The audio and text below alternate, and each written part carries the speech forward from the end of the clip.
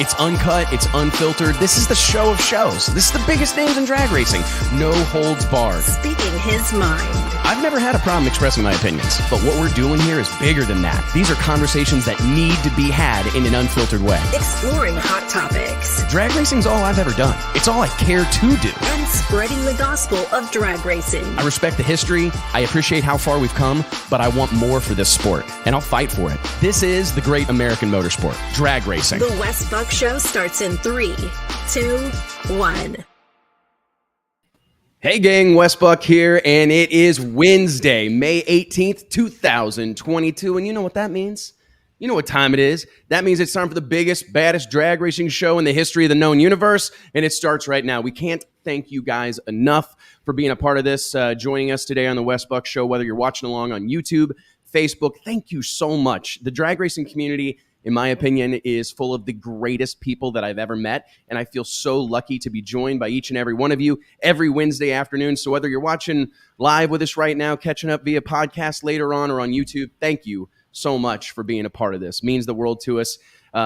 This sport means the world to us, and I know it means the world to each and every one of you, the great American motorsport drag racing. We got a heater for you today, a barn burner. We're talking Larry Spider-Man McBride, ours, not Marvel's. We've also got JR Carr we're going to be talking about. We're going to be talking about all the big moments, actually, from the NHRA Virginia Nationals, the NHRA's first post-COVID trip out to Virginia Motorsports Park. We'll also be talking about Brittany Force's dominating performance. What else we got here? An absolute monster of a performance, to be honest, from Brittany Force and company out in Virginia. I think that's one we'll be talking about for a long time. We'll discuss it in greater detail. Absolutely incredible deal. What else do we have? We got to cover all the No Prep King drama, which there's a lot. I don't even know where we'll start there. We'll probably spend the next 6 hours talking about. Got to talk a little bit about Big Dog, Tyler Miller, what a deal, Randy Merrick and Todd Tutterow, Frankie Taylor, Manny Bajinga, Justin Swanstrom, Nick Taylor. We got a lot to cover, man. And I tell you what, before we do that, I would like to take a minute here before we get to today's batch of bench racing underway. Let's give thanks to all the companies that make this show possible. Stroud Safety, Flow Racing, Redline Synthetic Oils, Elite HP, Holly Performance Products. There's a bunch of them, and we couldn't do it without them. So thank you guys all very much from the bottom of my heart. Guys, let's get this deal started. Dion, JT, I think the whole crew is in the house. What's up, fellas? What's up, guys? Man, you know the deal, swinging and ducking. It's Wednesday afternoon. I'm fired up. We got all sorts of stuff to talk about, man. I haven't heard of swinging and ducking in a while. You haven't? I was thinking about retiring. Oh man, I was thinking about retiring it and bringing back out breaking necks and cashing checks. I was, okay. You know what I mean? Was that on like Outlaw Clothing Company in 2007? It might have been. Was that on like an Affliction you could style get a shirt like that at Buckle? Yeah. Yep.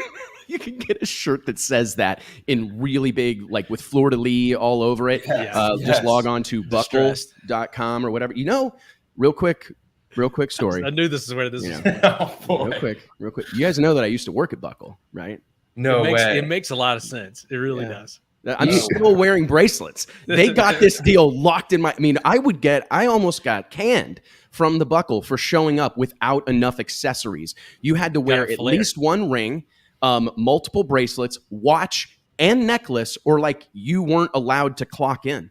Was your watch like a leather band? You should have just quit right then. You know what kind of watch I had. Like, I had one that, a leather band with like the bezel laying on top of the leather band. It had tassels hanging off of it. Yeah. Oh my God. You should have quit. Real quick. And now this is not a great story that it doesn't reflect very well on my fashion sense. But one time I was busy. I'd been working at my dad's shop prior to my shift. I think we were probably working on race car crap. Actually, we were probably working on this little S10 I had that had a small block Chevy in it, and it fought us almost constantly. Anyways, I ran to work, and I just changed shirts. I was still wearing, I hate to say this out loud, God, I was wearing carpenter jeans, right? Like, to Buckle? You wore that debacle? That's well, it, and so man. wait, real quick. So what I did is I brought a shirt with me, like a button down, that I had bought from Buckle, and I put it on over like an overshirt. I was a little heftier back then. I was going about 248 at the time, right? So I I got was pictures. thick. I can pull them up real quick. Shut up, T. I was thick. I wore it fairly well. My mom said I was husky. I did all right with it, but Big boned. big boned. I'm gonna go in. I'm leaning into thick. I had a dad bod before it was popular. Before it was a thing, I had a dad. Right. Yeah, before I was a dad, I had a dad bod. So, anyways, put on my button down, go into the Buckle, think nothing of it. I'm wearing Doc Marten boots, obviously, or you're like, going to hell if you're not wearing Doc Martens.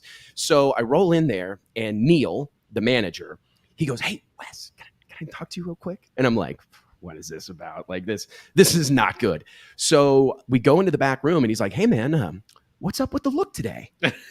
And I'm like, I came from my other job. Like, what? I don't know, just jeans and a shirt, man. And he's like, "Yeah, well, these are really contradicting styles. You've kind of got like a surfer shirt on, a button down. It's flowy, but you're wearing like work jeans like you just left a construction site." And I'm like, well, they're just the ones I had on. It made me buy a pair of jeans. I got like a 60% discount, but I had to buy a pair of jeans to wear to my work. Jeez. What a story about man. How did we get down that path? How did we get? Well, Dion, before story. Wow. How's that a horrible story? Don't you can't you just wear whatever you want to when you work at this? No. Nope. Oh, so that's what he gets for the horrible story comment. So the big issue that you got to realize who's control. How is that a horrible story? Have you heard yours? I don't know. Whisper it in my ear next time. I'll tell you if you can tell it again. Okay. Yeah. Okay. JT's about to get bounced from this deal. Anyways, guys, do you have like a start the show off question for us? Well, I mean, it wasn't kind of going in a different direction. It was, but I thought that was a great story. I'm never going to get over that. Buckle. What is Buckle even still open? Oh yeah. Oh yeah. It is in malls only. In I malls. think. I mean, honestly, I think I know the demographic that's buying their stuff. Yeah, I see you them might at the racetrack. Right, so I'm supposed to go get sushi tonight, and at my favorite sushi spot. And I have a friend there who really likes to order these like baby quail eggs, and they have like ponzu in them and a little wasabi, and you like shoot them like a shot. I'm already out. Okay, first time I'm there, I'm already out on that. And so they're like, "No, you're trying it. You're trying it."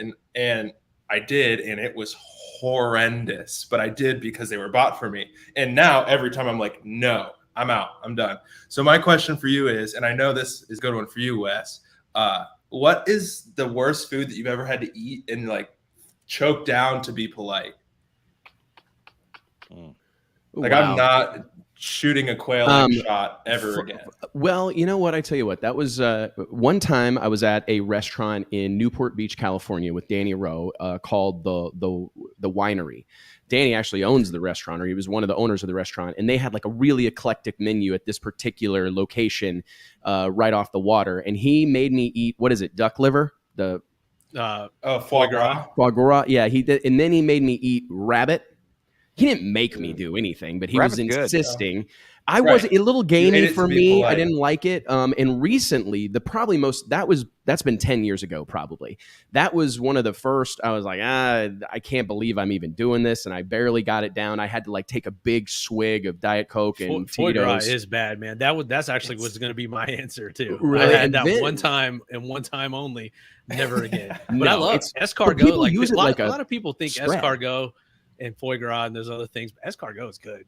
I'm out, man. Yeah. Snails in the bowl with butter. It's actually no. I'm not picky, but it can't be good. It can't be good. It is. I also recently eat had that kind of stuff though. I recently had rattlesnake sausage. Also terrible. Oh wow. I think you guys were waiting for me to say that it was like awesome, but it took every ounce of Can I tell a quick courage story? and commitment I had. Yeah. Okay, so this weekend I'm sitting in church, okay? Sermon, probably a third of the way through the sermon, great sermon. The woman in front of me stands up abruptly, like, and I'm like, here for oh boy. I'm like, oh boy. She's probably feeling the spirit. She's got a conviction. She's gonna start speaking in tongues, something crazy. And she whips her hand in the air. She goes, excuse me. There's a snake over here. There's a snake. It's on the ground right here. And I've never moved faster in my life. That's some Texas stuff right there. There was a snake about this long slithering under the seats in church. And I don't know how I would interpret that. I crap you not. A cowboy walks over to find a new picks church. up the snake and walks right out of church. That's also some Texas stuff right there. Somebody threw one on my golf cart this weekend. I rode for like a hole with it by my feet, and then I saw it and I jumped off the golf cart. Yeah. No, I couldn't focus in church the rest of the time. I'm not big on snakes. I'm not. There's nothing that really bothers me. Like, I'll kill them. I would rather be around a every bear. snake on fire right now in the entire earth. I would. I hate them. You know what drives me crazy? When people see a snake or you kill a snake and then people get mad about it, right? Because it's like, well, it's going to take care of the mice problem or whatever. And it's like, I don't know. Well, you got traps for mice. Yeah. All snakes must die. So you know the only snake that I like, snake bite, the one that went head to head with Bigfoot during the glory days of monster trucking. That's also a great shot.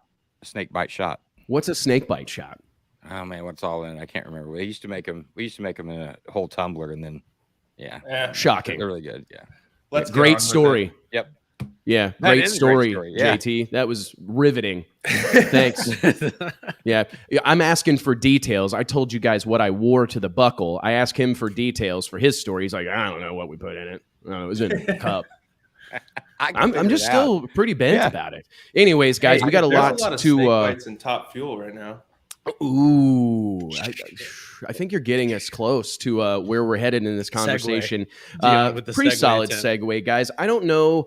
The first thing, let's get into this. We got to talk drag racing before they get mad at us. I got to say, I don't know that I've ever seen anything quite like what took place this past weekend during the NHRA Virginia Nationals. The NHRA Virginia Nationals, a national event that looked a little different. The NHRA's first return to VMP since their big return 2 years ago prior to COVID, right? So this was a much anticipated event, but these events, they definitely look different whenever you see the NHRA Sans Pro Stock, right? I mean, it's a definitely different look and feel, but it opens the door to a bunch of cool exhibition opportunities. We saw the Mountain Motor Pro Stock cars out in force, and we, of course, saw what I think to be kind of the talk of the drag racing community right now, Larry McBride upon his Top Fuel motorcycle out there, making some exhibition runs, and basically had a struggle Friday night. Something broke, drive belt, something. We'll get some details on that a little later in the show.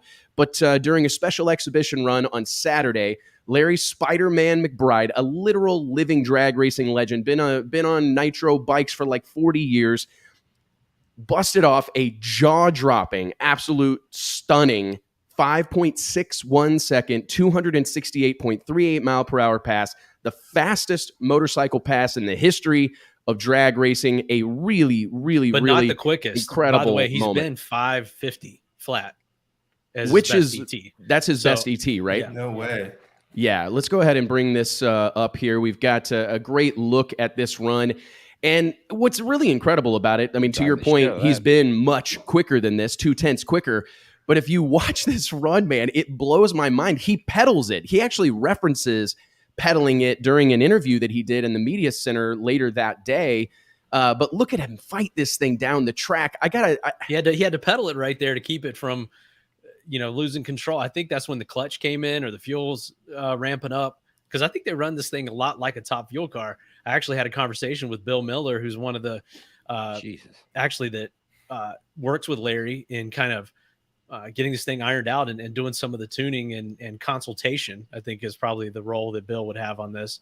And he said their main problem is trying to calm the thing down. They can't get enough out of it right there where you saw him pedal it to stay under control. Like the pedaling it is funny. I labored over this morning when I was working on my show notes because I'm going, is that really like?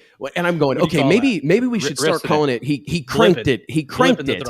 He cranked it a little bit, or and then I'm like, no, it's not a Model T, right? And then I'm like, oh, throttled back. I'm like, well, not a plane, right? I think I've landed on rolled. He rolled out of the throttle, rolled out of it, rolled back into it momentarily. He actually mentions.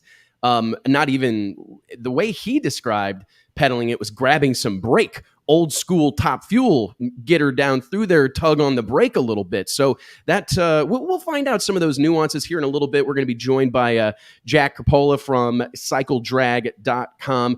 I gotta tell you guys, this whole moment, I wrote a story about it earlier in the week on dragillustrated.com, and I don't know what it is. I've not seen this kind of like universal praise for something in a really, really, really long time. Like, it was just interesting to me. No more did he go through the scoreboard or go past the scoreboards and Brett Kepner's posting, speechless, can't say anymore. There's videos circulating. All these people were live on social media when the run happened. If Brett writes out the numbers of your run in text form, it's a good or whatever, like you're writing a check, you know what I mean? Like where you got to write the amount.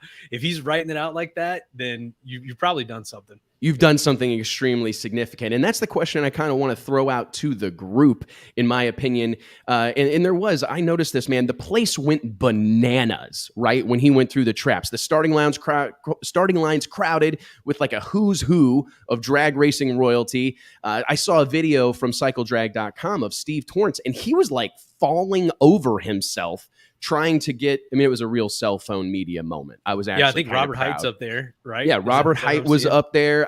All the excitement and enthusiasm, and I kind of wanted to dive into this a little bit because I find it interesting. We've seen a lot of record runs. It happens all the time. Honestly, sometimes I think it happens so frequently in drag racing that we don't really give it its due, if that makes sense. Like sometimes there are so often a record run, sometimes they happen multiple times in a weekend, and we don't really get time to embrace it and talk about it and celebrate it the way that we normally would. But still, even with them happening quite frequently, I don't know that I've ever seen anything where everybody was on board, right? It didn't matter. I saw a post from people from the sportsman divisions. I saw people, big money bracket racers, posting about it. I saw radial tire guys posting about it. It just seemed to really capture the imagination of the entire racing community. And I think back to like when Daniel Ferris went 349 on drag radials in Valdosta a year ago, or whenever that was, a little over. That moment was huge, but it still didn't seem to like break through to the other industry. It was huge in the small tire world, and everybody's talking about it, and anybody connected to that scene, but it didn't kind of have that crossover to these other segments of the sport in the same way this moment had. And I'm kind of curious what you guys think about this, because what makes the difference? Is it the fact that this is just so painfully, obviously terrifying? Like if you see Brittany Force, excuse me, if you see Brittany Force crack off a 365 at 335 and you go ask some racers if they'd like to try that, almost all of them are saying yeah, right?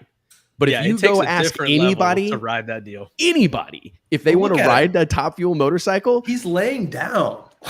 Look at this deal. How many rides do you think that they would sell if they had a 2-seater version of that? Fucking zero. If Larry Dixon thought about expanding, if Larry Dixon was thinking about expanding his stable and alongside his 2-seat Top Fuel dragster, go ahead and get a 2-seat Top Fuel motorcycle, he's going to be waiting a long time to sell a ticket to that thing because nobody wants any part of it. Do you think that's what it is, Mike, that everybody can just visibly see that looks terrifying? I think there's that. And I also think that Larry's been doing this for, I don't even know. Somebody will tell us how long, but decades, obviously. And he doesn't fit the rules of the Top Fuel Harley deal. And so it's an exhibition situation. And usually the places he's racing are not the NHRA national event stage. So I think it was something new for that crowd. It was something new for the fans at VMP, but the fans at VMP know this guy. He's from the area. They've seen him. And I think that connection also helped. And I just think that those things coming together, someone who is sort of an outlaw exhibition guy, competing and getting recognition on the NHRA national event stage was kind of a cool deal. And I think that drove a lot of it. It was interesting to see how much the moment even meant to Larry, to be honest with you, because and I was so thankful that the NHRA media department, who I think we need to give a little tip of the hat to, these guys are doing an incredible job right now. Like the whole group is killing it. I feel like we have access to more content than we've ever had access to before. They're doing more interviews. They're making it happen, man. And I hope they know into that. I hope they know how much we appreciate it, man. It's making a difference. It's absolutely positively making a difference here. And I want to actually play this clip of Larry talking about how much that moment. Ever take us through your run? Well, it's pretty crazy. It's kind of reminds me of 1999 when I went to 599 at Houston. So to be able to do it here at home was incredible. The people, I've been treated like a king here. It's been awesome. All of the Top Fuel car guys and Funny car guys that's helped me, and through this weekend, and all the support that I've gotten. But on the run, we just kind of hopped the bike up a little bit, calmed it down low, and out in the middle, out there in the track, it got a little bit loose, and I had to pedal it a little bit. Just grabbed the rear brake and pedaled the bike a little bit to get it caught back up, and got her slowed back down a little bit, and boy, it really run a good back half. And I knew I went awful fast. I didn't really realize I went 268, but I knew it was really fast. And it was just an awesome pass here at my home track here at Virginia Motorsports Park. And thank God they have super long stopping here because it's great. I was on the parachute pretty early to make sure that I could get stopped. And thank God for all the safety equipment that NHRA has done to help us get these things slowed down. And it was my honor to be here and to support NHRA, because I'm a major drag racing fan. Right down to the sportsman guys, I'm a really major sportsman supporter. So I just want to keep everything. I just want to do everything I can do for drag racing. I'll be 65 years old in January. So you have to really stay on your health and try to stay good and healthy. And I've had a little bit of problems in 2021, but we're on a comeback. And to be able to come here and do this at the home track, and the enthusiasm that was at my trailer was, barring none, the best I've ever seen. I mean, it was raining like it was crazy, and these people are standing in the rain to get an autograph. So it was actually an honor to be here. What a cool, to hear it mean that much to somebody. I think those sound clips and those video clips, just are so valuable and such an opportunity for these racers to share. It's lost on us sometimes how much this stuff means and how many levels there are to it. I think, Mike, you said this earlier in the week, maybe during our production meeting, that these are, by and large, a group of people that are used to racing at relatively small events. I mean, I hate to say it, but I mean, this is just the reality of our racing world, that there's so much going on. There's obviously a lot of fans, but they can't pack the stands at every event. And I mean, this is a guy who has spent, many final rounds and many big moments that happened in front of a few hundred people or a few thousand. To have this moment happen in front of not only at your hometown track and probably all your friends and family, but also happen with the place, a killer crowd that is no surprise at an NHRA national event in 2022. Pretty freaking cool, right? Yeah, for sure. I think to your point, Larry is a guy that you've seen him in that Spider-Man suit and with that helmet and riding that bike for, like I said, decades. But how many times have you gotten to hear him speak? How many times have you gotten to hear his passion and his thankfulness for everything that was going on there? That's what we're missing more times than not.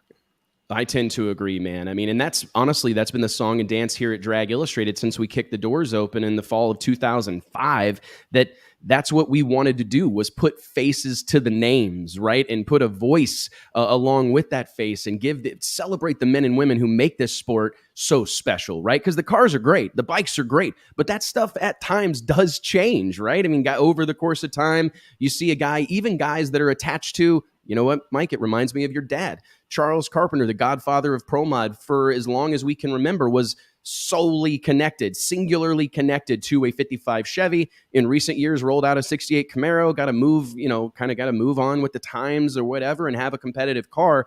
To see these guys' faces and get to know them a little bit, it makes all the difference in the world. Guys, we got a special guest here. I want you to give it up. Somebody that knows a lot more about Top Fuel motorcycles and motorcycle drag racing in general than I do. Ladies and gentlemen, down in the green room right now. Let's go ahead and welcome Jack Corpela from CycleDrag.com. What's going on, buddy? Thank you for being here. Man, what you guys are first off, you guys are bringing a tear to my eye. We got so much to talk about. I'm so excited. Just the fact that this is happening. Love being on with the original Ayatollah of rock and roll at Wes Buck. So thank you guys so much for everything you do. I appreciate it. One thing I got to jump in and talk about, though, right away, because I heard you guys, you're saying, why don't more people want to do this? Well, this is a new beginning for Top Fuel. These bikes have been kind of put out to pasture in very small organizations. So for the last 5 years, I have been beating the drum so hard to get Larry McBride in front of that big crowd. It started last year with the Norwalk Night Under Fire, where we got Top Fuel motorcycles there. Bill Bader, the master promoter, he recognized it. And then finally this year, to see him get this type of media attention, this could be a new beginning for Top Fuel Motorcycle, because it's not so much guys don't want to do it. There's guys out there running 620s on turbo bikes with no wheelie bars that are absolutely out of their mind. It's more so they don't get the exposure. People want to get into a category where they know they can market it, especially with these bikes in excess of $250,000, $300,000. If NHRA stays committed to this, if great people like Bill Bader stay committed to this, if Drag Illustrated keeps talking about Top Fuel Motorcycle on the Wes Buck Show, the future could be bright. That's a really interesting point, man, because we've heard that before. I mean, a few weeks ago, well, it's been probably months ago now. I'm really bad about that yesterday thing. 5 minutes ago, it turns out to be 4 years. But we had a gentleman on here. Who was it? Justin Ashley. What's the guy that with Phillips Connect? Jim Epler. Yep. He was a guy, to your point, Jack.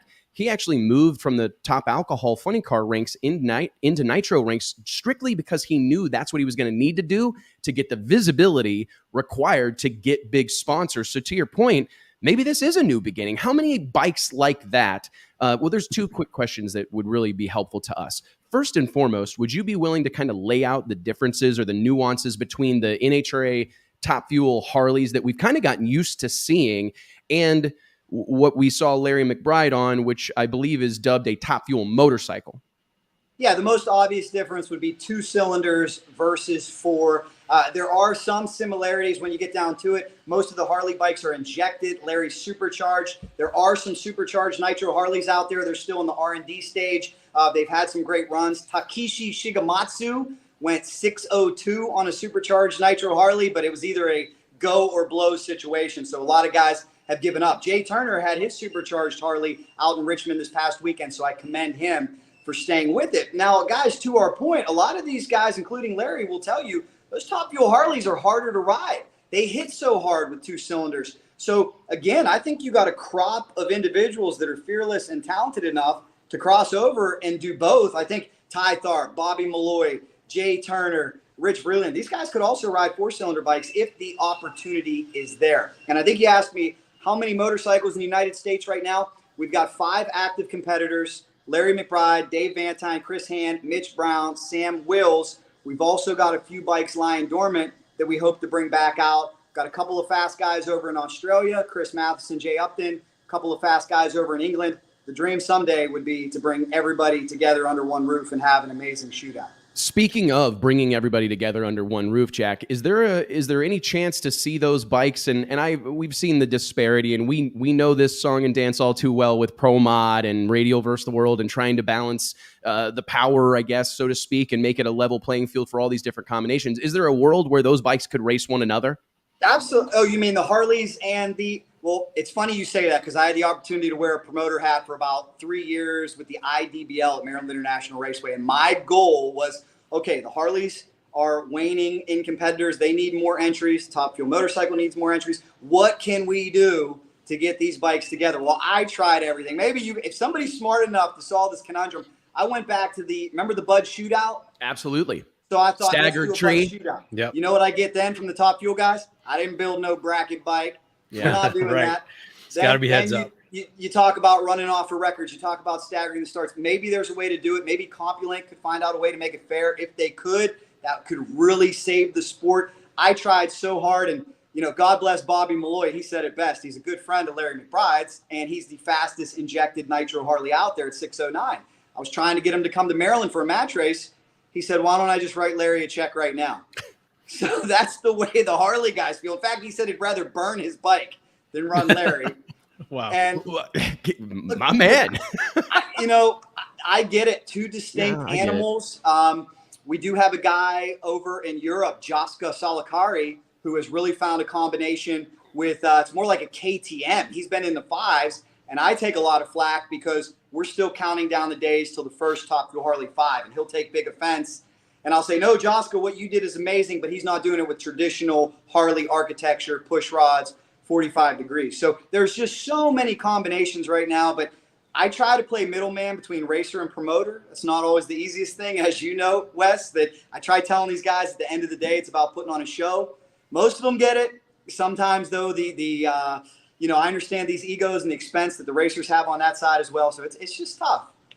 Jack, earlier you mentioned getting Larry in front of a big crowd, and you said that you had worked or put that bug in the year. What was the process of getting Larry to the national event and getting him in front of NHRA? Who was involved in that, and how can we replicate that to see that at more tracks across the country?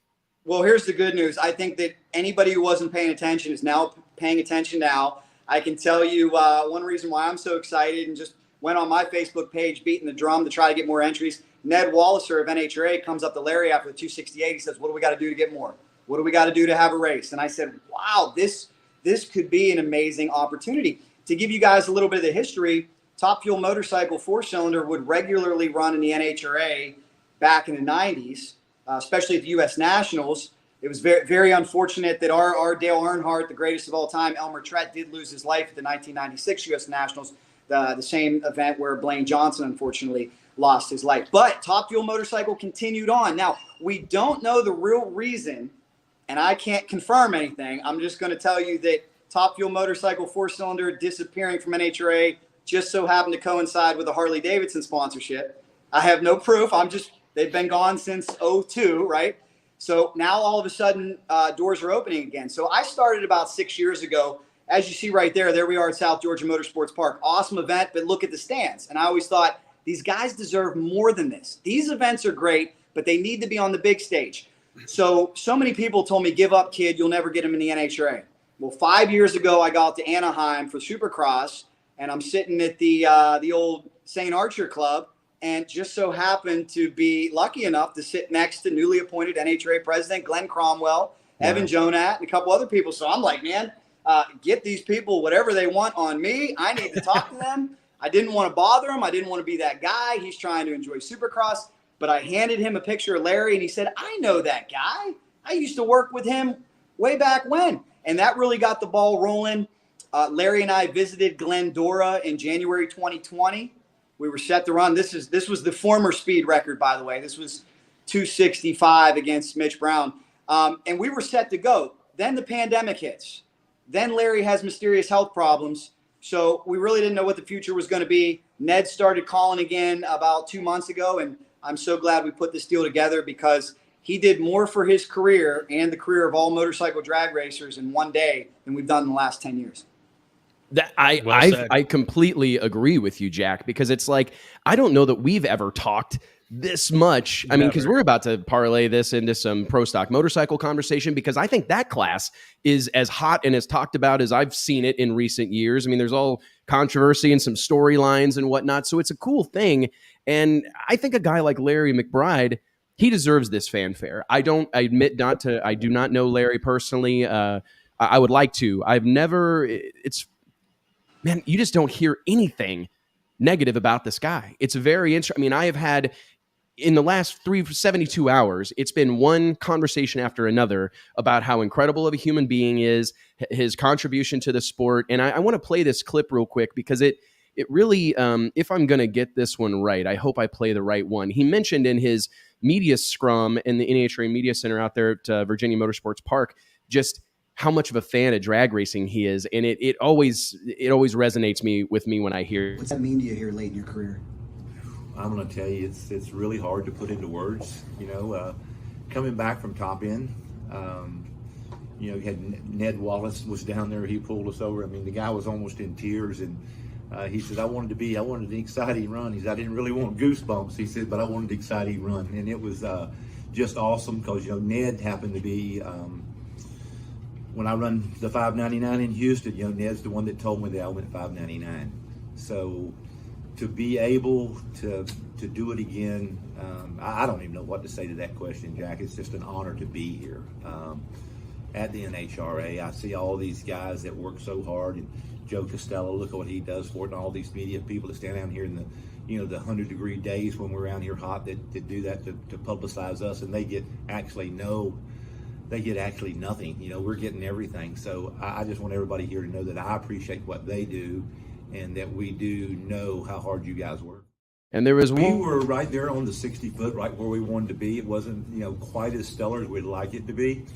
The tracks that we generally run on are just a touch tighter than that we hadn't run with NHRA in 20 years. So their track prep's a little different than what we've been used to. So trying to get used to it that was only our second pass. So it was a little different, but we had a lot of help, from people like Bobby Logano, Bill Miller Engineering, and Grubby. I mean, we've had a lot of people that's pitched in to help us a little bit. So to get the thing calmed down enough so we wouldn't blow the tire off, and we could do the show that we were brought here to do. And the 330 was really good. It was a 258, which is extremely good. The thing run 212 to the eighth of a mile, so it was great. 212 to the eighth of a mile. That is absolutely bananas. The reason I was trying to scramble around and find that clip was because of all the name dropping that happened in there, Jack. Because I thought that was very interesting, and it speaks to that big crowd that had gathered around the starting line. Reigning champions, former champions from the Nitro ranks. But he mentioned Bobby Lagana. He mentioned Bill Miller, a dear friend of ours here at Drag Illustrated. Bobby and company were on the cover of the magazine here a few months ago, excuse me, there I did it again. But what do you make of that, right? Wasn't that cool to hear? And I mean, for me as an outsider looking at it going, how crazy is it that David Grubnick was involved in this? There's conversations happening between Larry McBride and these world-beating NHRA top fuel tuners. That's pretty cool.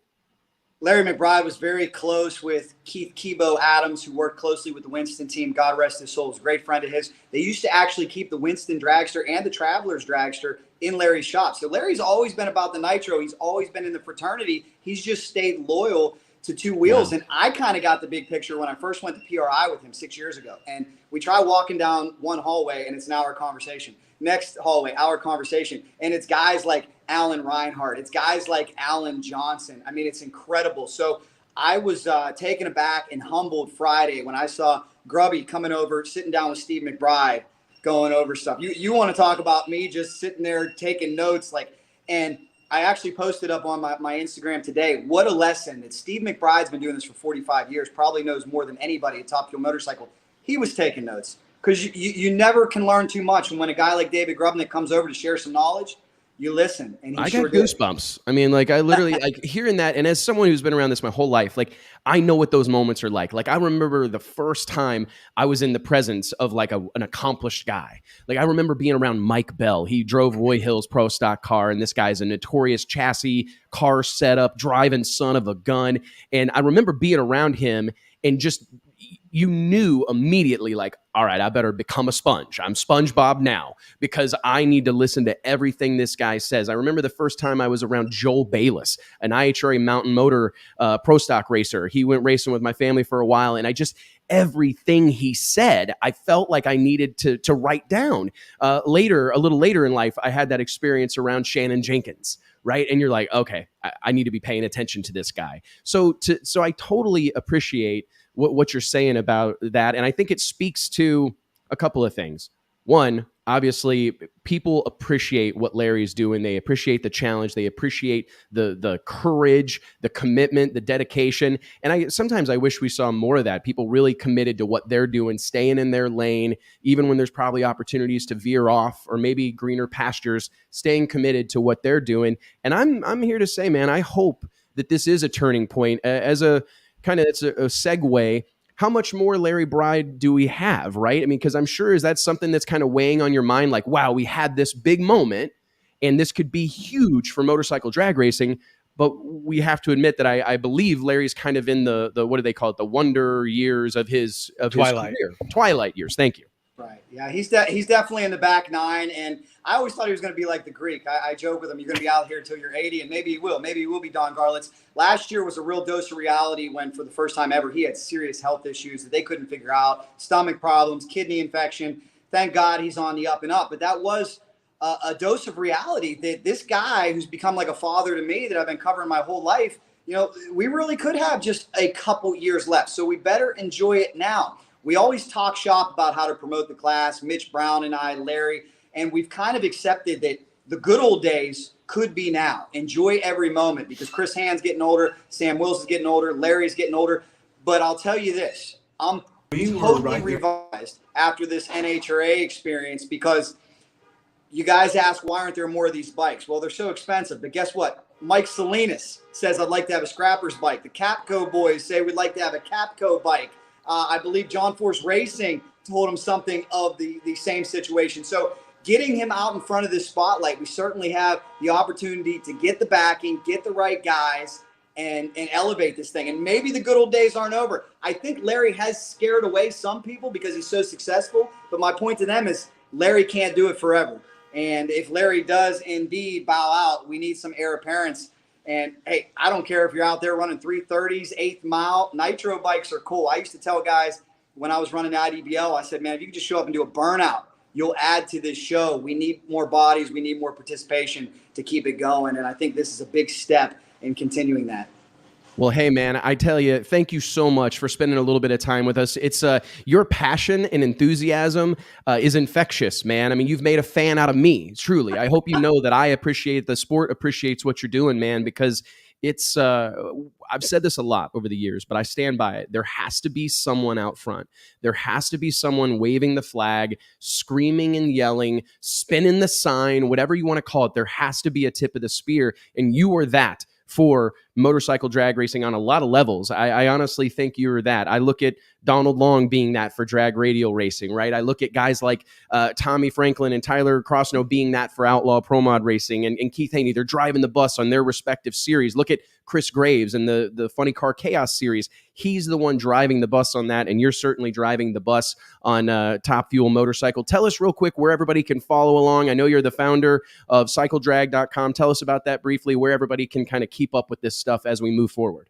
Thanks a lot, man. As you hitting all those socials on TikTok, CycleDrag TikTok, thought I was too old, but look out, here it comes. CycleDrag YouTube for the longer videos, CycleDrag.com Facebook for some videos, got a little bit of stuff on Instagram. And before I go to, I want to thank you. The feeling is totally mutual. I first discovered you, PRI 30 Under 30. I think it's so wonderful what you do. And I remember you said something to all these racers out there. You said, hey, if you're not getting money, okay, that's hard, but every single one of you should be getting product. And I agree. You could teach a class on that. These guys, it's all about representation. Guys come to me and they say, hey, I won this championship. Let me send this into the sponsor. Remember, guys, in this era, it's about what product you can sell for them, how you can represent them. And as you said, keeping the F word off your social media sometimes, that's a good thing as well. But really appreciate what you guys do for the sport. We know it's not getting any younger. We got to keep this thing alive.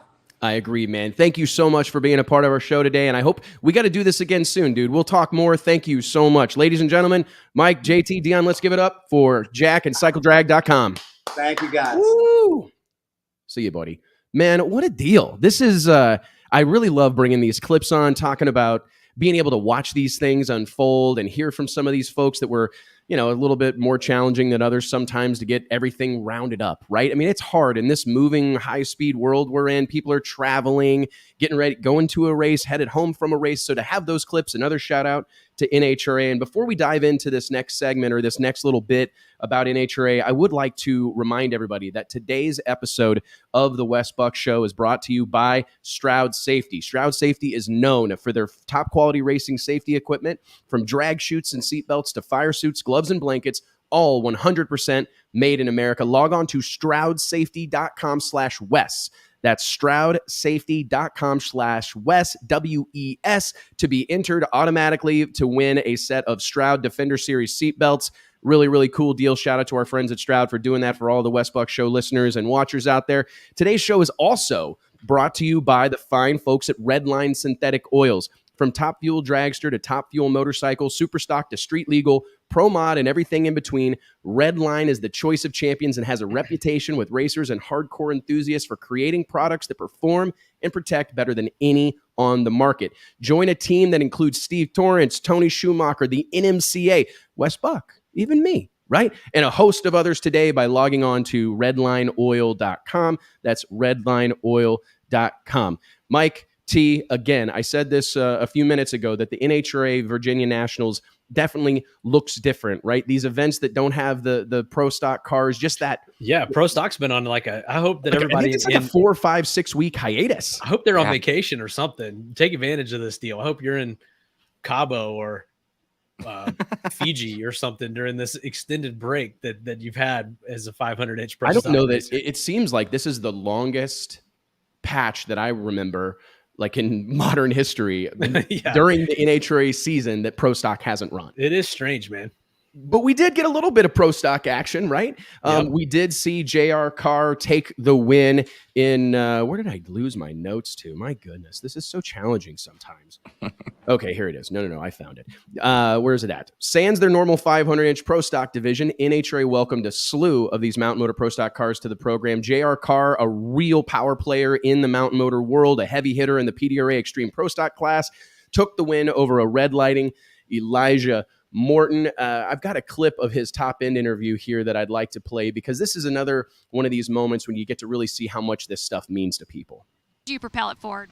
You know, yesterday was tough. The rain, the track changed, everything. I mean, it's just, we just adjust. Frank adjusts, the crew, they're just phenomenal. You know, it's awesome. NHRA, the Franklin family, you guys seen them out there working all day. Those kids and that family are just awesome, and they've helped our class a lot. NHRA's helped our class a lot. I mean, we owe a lot to all of them. And this one's for Jason. Jason, my crew guy, he's been sick. That's his. Congratulations.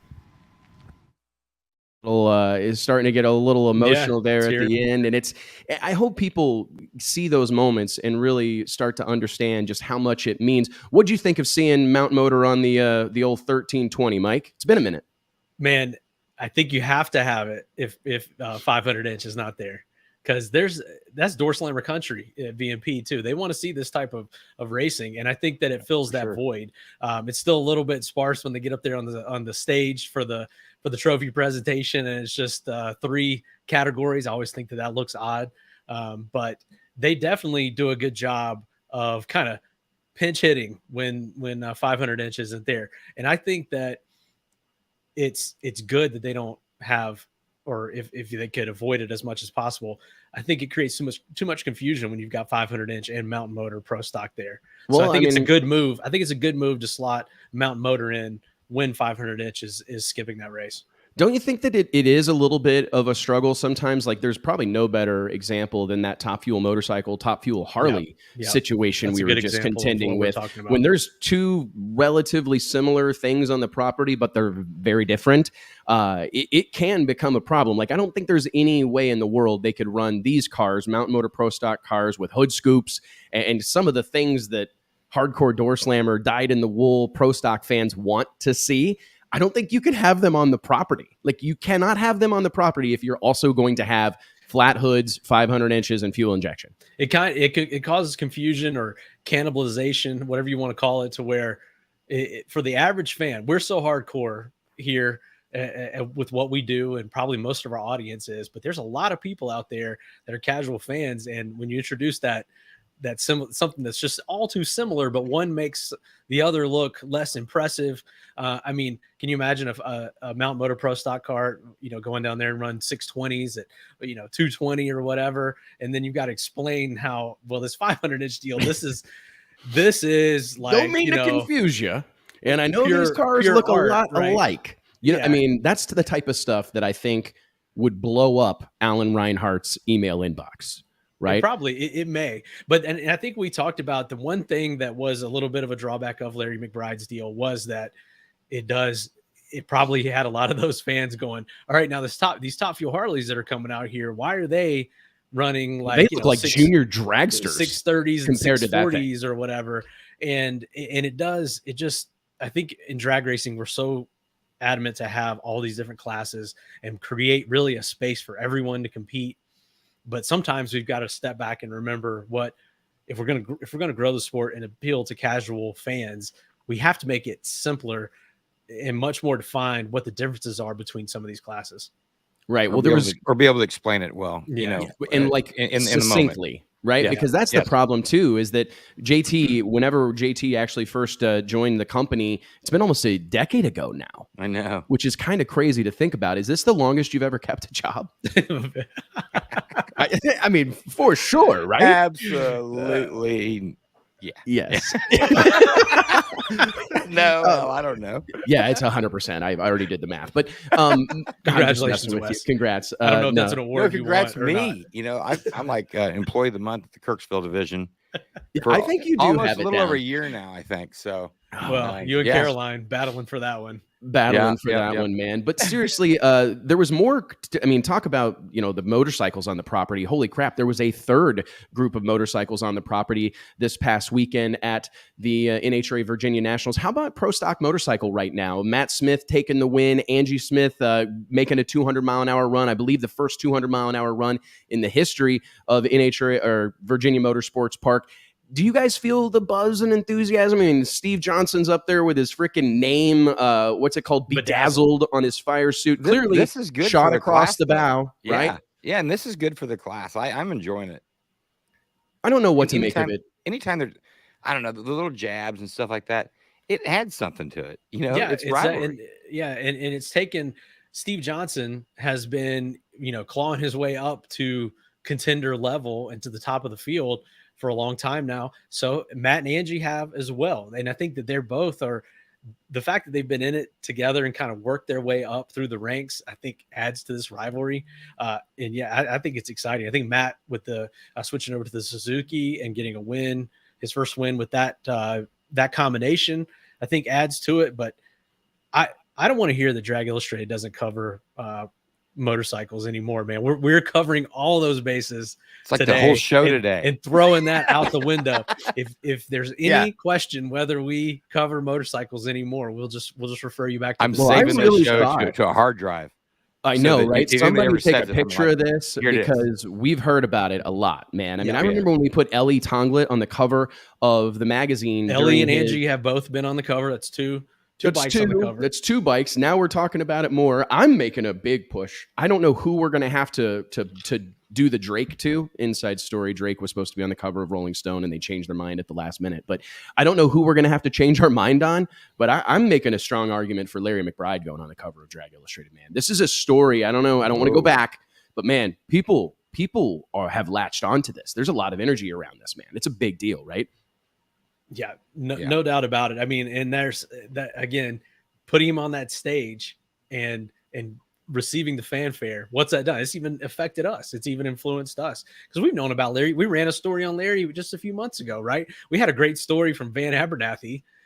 This is funny. Who told us in our production meeting earlier this week that the story that Van wrote or that the Van covered that we ran in the magazine a few months ago. A fan or a Drag Illustrated reader was carrying around, tore that page out of the magazine. It's got a big, half-page photo of Larry on his bike and was carrying that thing around. Just happened to run into Larry at Costco in Virginia, or I guess near Larry's home, and got a photo and got Larry to sign that page of the magazine. And I just think that if that doesn't kind of tell the whole story, I don't know what does. A little stalkerish, right? Check this out. Did you guys see the huge Denso flag on the starting line there behind Matt Smith's bike? I mean, that seems to be a new development from that camp. And I got to tell you guys, reminder to the drag racing community, let's get more flags involved because them up there waving that Denso flag, that felt like a moment. All of a sudden, I felt like I was at a soccer match. It brought an air. Where's the Denso? Right here. Wait, right here. Watch the starting line, guys. And we're going to see, it's a brief clip. Producer Dion, we may need an extended clip of that some point in the future. Here we go. Right, we've got so the people listening along, we got the starting line team.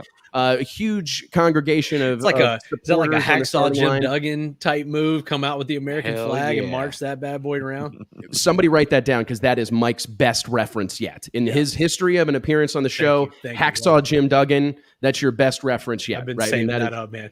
Far and away your best work. Let me ask you guys this. One of the things that and I'm not saying anybody's capable of being late, right? And I'm not trying to make a big thing out of it.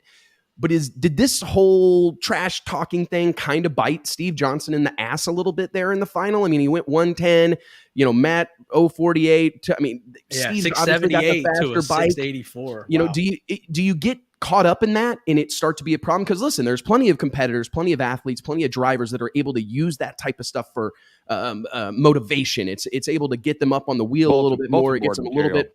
But do you think, bulletin board material, another great reference. We're killing the game today, T. But do you think, JT, I mean, let's use a stick and ball. Let's get a stick and ball reference. Do you see that sometimes happening in football? The world knows that you're a huge NFL fan, JT. Have you seen that before, where a team's getting a little sure of themselves and they're talking a little bit of, trash and doing their part, which is great. It happens all the time. Yeah, we see it all the time. It's the Kansas City Chiefs. So tell us about that. Give me a break, man. Oh my God. It just but it does happen all the time, and you go out and you run your mouth too much, and it does. Maybe they're going to look over that team that week. Maybe it's a trap game or whatever. And you just gave them the fuel to get out there and, well, hell, we're going to stomp these guys, or maybe you don't run the ball the second half or whatever, whatever it is, you keep your foot on the gas the whole game. You're still throwing bombs, when you're up 30, and that stuff happens all the time in sports. And, but it's part of it. If you're going to go out and talk shit, you've got to be able to back it up. And maybe he will next week, or whenever they race next. So, I mean, I think it's great for that sport. I think it's great. I actually haven't seen this, but I'm going to go ahead and play it because there has been some kind of tense moments on the top end between Steve Johnson and Matt Smith. Let's hear from Matt Smith on the big end at VMP right now. Matt, we heard prior to this run some of the back and forth about you and Steve Johnson, and when you look at the rivalry that is on track and off track for you two, how much sweeter is that victory? It's awesome. I mean, he's got a fast hot rod this year, and he's going to be tough to beat all year long. But this Denso, Lucas Oil, Mark Stockseth, Greg Butcher Trucking, Suzuki Extended Protection, man, I can't say enough. My crew, Angie, Tommy McDonald, Nate, can't say enough. Scrappers Racing, thank you for letting me do this, the research and development on the Suzuki program, because we are going to be bad at the end of the year. I can promise you that. And we got our first win on the Suzuki. Woo! We needed some killer crowd music there at the end or something, or like a roaring fan. That was a mouthful though. With all the sponsors in there. Glenn Butcher, Mark Stockseth. I mean, 18-wheeler. He's good. He's got that covered, man. Yeah, great. You got to be good at that, man. That's what pays the bills. This is one of these deals too that I think we're seeing all of these. There's so many more media moments that I think it's putting pressure on all these drivers to up their game when they're on the big end, right? Because we talked a couple weeks ago about how, tipping the cap, I've said that a lot today, sorry, tipping the cap to the Amanda Busiks of the world for being willing to walk over and stick a microphone in someone's face during a really tense moment. But I love it, and I am so grateful for it. And I want to go back to, giving kudos to the NHRA communications department, because these are clips that historically we haven't had access to. And if we did, they were well beyond kind of their usable time frame. You know what I mean? That type of thing. We didn't have easy access to them. And they're sending these out and providing them on the NHRA media site. And it really helps. So I surely think it does, man. And I do think that the NHRA has now set a precedent that this is going to happen. You're going to get interviewed. It's going to be on YouTube. It's going to be on social media. You're going to have a camera pointed at you. And I think these drivers, Matt Smith and riders, are all upping their game. And this is a great segue into Brittany Force. Holy moly, what a weekend for Brittany Force and the John Force Racing Team. Crew Chief David Grubnick, dominating performance, continuing to kick ass and take names out here in what, in my opinion, this humble writer's opinion, has been the most interesting season of Top Fuel drag racing that I honestly can remember.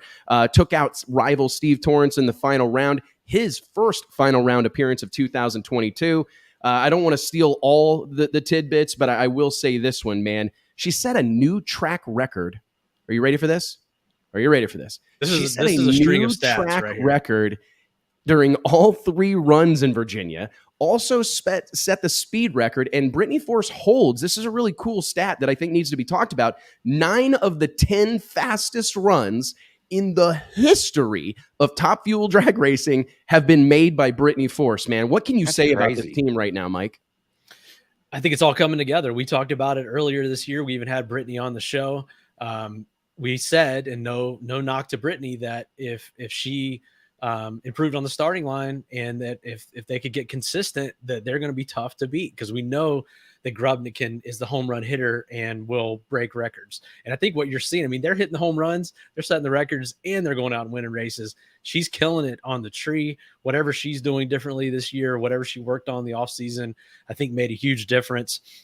She has track ET records at 11 of the 19 tracks on the current circuit. And she's 15-4 this year.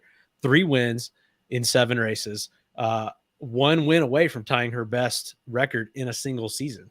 And we're in race 5 or 6 or 7. I just said 7. So, she had a 7, right? 1, 3, and 7. And she had a 065 against Langdon's 057 in eliminations. She left on Torrance and Salinas. We don't have the numbers in front of us, but she got off the line first in those matchups. So you're just seeing a hot team right now where it's all coming together. Question: is it dangerous to get this hot this early? I don't know, and we'll see that through the summer. I think it'll be interesting to see if, and of course, the weather was warm and humid there this weekend. We'll see how Grubnick and that team fare throughout the hottest stretch. I always feel like for a team that swings for the fences, or that can go out there and set a record, backing it down is more difficult than hitting a home run in perfect conditions. So we'll see if they can keep that consistency up throughout the summer. And if they do, or even if they fall off a little bit in the fall, I think that, they're going to have the advantage again. Well, let's hear from Brittany, another one who has really stepped up her game in front of the camera. I mean, when she was on the show a few months ago, crushed it. One of the best interviews, the best interview that we've ever had with her. She's been on the cover of Drag Illustrated. She's an absolute bona fide drag racing superstar, but we've really seen her come out of her shell in 2022, get a little louder and prouder about what she's accomplishing out here. And let's hear her check in with Amanda Busick on the top end at Virginia Motorsports. The last 4 Wallies of this season have gone home with Brittany Force. And Brittany, how would you describe this era for yourself? This has been our greatest season yet, to come on this strong with this many wins. This Flavor Pack team, we finally won in our Flavor Pack car. I'm so excited, and we got off to, we were number 1 qualifier. And coming out this morning, when first round we blew the tires off the thing, it's hard to get confident after a run like that when there's heat all day. And then we just kept stepping up our run. So this Wally right here is for David Grubnick, because he makes the impossible happen. Thank you to all my guys. Thank you to the fans. When you go back to the starting line, was there any moment that you felt like you were being hung out there? Well, it's Steve, so he always pulls a little something. That's how he drives, that's fine. I just prepare myself for it. And really, preparing is going up there, not thinking about it, not letting it distract you, and finding that amber and stepping on it. So, feels good. Thank you to my sponsors, Flavor Pack, Monster Energy, NK Seeds, Team Chevrolet, and the list goes on. But thank you again. Thank you to the fans. Thank you to my team. There you have it. Brittany Force, man. I guess I wasn't following along. I decided I must have missed. I didn't notice that Steve, did he hang her out a little bit there? I was trying to find our old buddy Rick Green's notes over here on dragracecentral.com. Shout out to one of the OGs. Yeah. Where is this at here? Let me see if there's any notes. Force with a slight starting line advantage. No mention of any sort of drama on the tree, but even if there is, great. That's great. More power to him. Yeah. That's as long as it was within legal limits, which truly it was. Great, and I think that's awesome. I love to hear her excitement. I know. Shades of John Force in that interview. 100 miles an hour, out of breath, can't say everything fast enough, and she definitely the apple didn't fall too far from the tree on that. So it's exciting, like you said, to kind of see her come out of her shell and maybe be a little bit more comfortable showing that excitement rather than, trying to be so buttoned up. It would be hard to come out of that shell when you're behind John Force for so many years, right? Right. And you're living in his shadow. And props to her. Because she's, that shades of John Force. This is a bold statement, but I feel like right now, if she's already won a world championship. You know what I mean? We're acting like she hasn't. I think that's forgotten. We forget. We do. I think we forget that she's already done it, But let's be honest, to have success right now, Steve Torrence has only been to one final, hasn't won a race yet. We talked about it in the buildup to the 2022 season, that this is going to be a different look. I think we will forever be talking about the Top Fuel eliminator in 2022. Like, this will be something that we reference. Like, but he's still right there. The NBA in the 90s or in the 80s, right? When everybody talks about it. Oh yeah. Are you talking about John or Steve? Yeah. Steve. He's right there. Oh yeah. So you can't count him out. Oh, and I don't think they're worried, right? They're second in the points. They're hanging back, and they likely know that getting hot this early in the season can be problematic. Shout out to Dion Walrath, our producer here on the Wes Buck Show. He sent us notes. Brittany was 076 in the opening stanza, 65 in the second round, 61 in the semis, and 074 over Steve Torrance's 078 there in the final. She's definitely doing her job based on those stats, man. 11 of the 19 tracks on the current NHRA circuit have their records held by Brittany Force and David Grubnick. 9 of the 10 fastest runs in the history of Top Fuel by Brittany Force and David Grubnick. So when you've got the driver doing her job and you've got a tuner that's doing his job, they are going to be tough to beat. And it will be fun to watch to see if they're able to maintain this momentum, because now they're going to start, not that they haven't, but now all eyes are on them. You're going to start contending with that racing from out front. It's a different deal. Playing from behind, it's easy to get up. It's easy to get motivated, right? You're trying to prove a point. You're the underdog. Everybody's counted you out. When you make the move to favorite and you get that target on your back and you get everybody's best punch, you get a haymaker every time, it definitely changes things. And it's going to be a curious midway portion of the NHRA drag racing season. Mike, before we move on from the Brittany Force conversation, I just want to touch on that hot rod of hers, right? We see that thing bouncing around different Monster energy drink for an event, flavor pack for an event. What do you make of that, right? I mean, you know the nuances of the decal and the vinyl game as much as anybody. Is that a trend that we're going to see more and more? It popped up in NASCAR, hasn't gone away. Is that something that we're going to see more and more of? Is that maybe something that we need to attribute to JFR? That approach to their marketing? Yeah. Yeah. I mean, I think that it's when you're running an operation, JFR and DSR are probably the closest to a NASCAR level team as far as budget and expenses. And I think that if you're trying to run a team at those levels in today's economy and in today's, environment, there's just not the teams or the companies aren't out there. They're going to write huge checks for full season sponsorships. So the way around it is to put together 2, 3, 4 primary sponsors that split the races, and then a bunch of associate sponsors. That the flavor pack car looks good because it's that neon yellow. It definitely stands out. But if you can just look at it, I mean, that thing is smattered with decals, and John's car is too. They've got them everywhere, and that's just what it takes. And it may not be aesthetically pleasing. I think everybody would love to go out there and run a, all black car or one sponsor like some of these guys do. And that's the dream. But if you're out there running this as a business, like we know that John Force and DSR and some of these other teams do, that's what it's going to take. Can we get Jordan to sponsor a car? Yeah, right. You love that. Did you see the Kurt Busch car? Yeah, that thing that he won awesome. last weekend. Oh my man, God, the elephant print. For those that haven't seen it, look it up.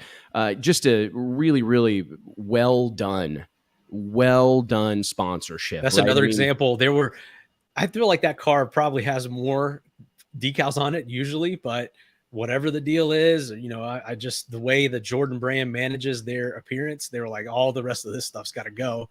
And we're going to keep, McDonald's and whatever couple of others that were on it. And we're going to just, half the car is going to be elephant print.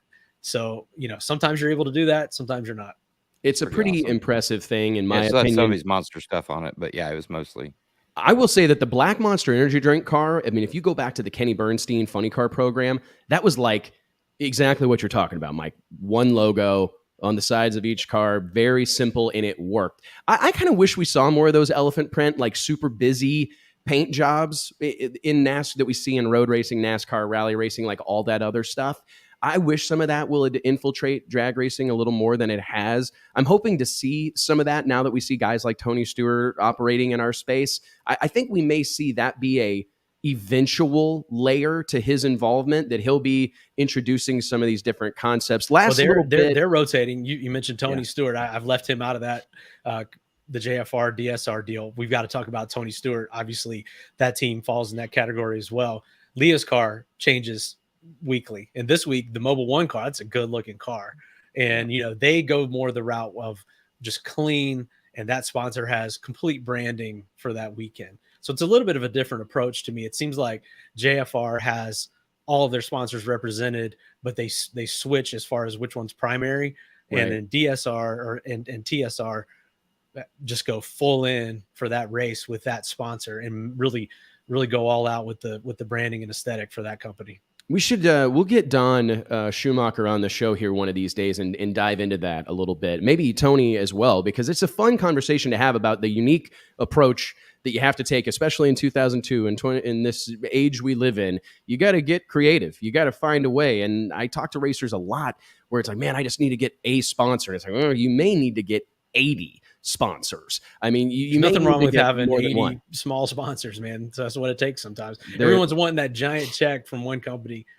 That is the unicorn. Start just getting what you can from a bunch of companies. Jack just talked about it on our first segment, where if you can't get a check, get product.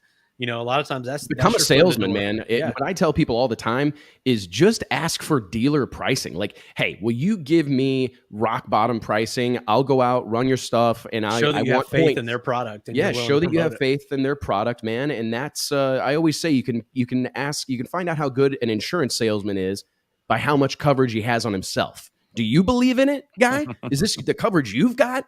Right? And that's a really, really, really important thing. And if you're out there running their product, why not offer to be a sales rep and get some points on every transaction, right? I mean, those affiliate programs, I don't think we see enough of them in drag racing, but they're coming. Okay, last NHRA tidbit, guys, because we've got a lot to cover here as we creep well into the 3 o'clock hour Central Standard Time. How about Tyler Miller? Scores a win in the, as we have been talking, hot as fire Fuel Tech NHRA Pro Mod Drag Racing Series presented by D-Wagon, going up against his teammate, and I would say someone that he looks up to and aspires to replicate his impact on the sport of drag racing, Ricky Smith in the opposing lane. I wrote this down because I was massively impressed. I mean, not only did Tyler Miller score a win in his third NHRA Pro Mod start, a massively impressive performance there. But listen to these numbers on the starting line, guys.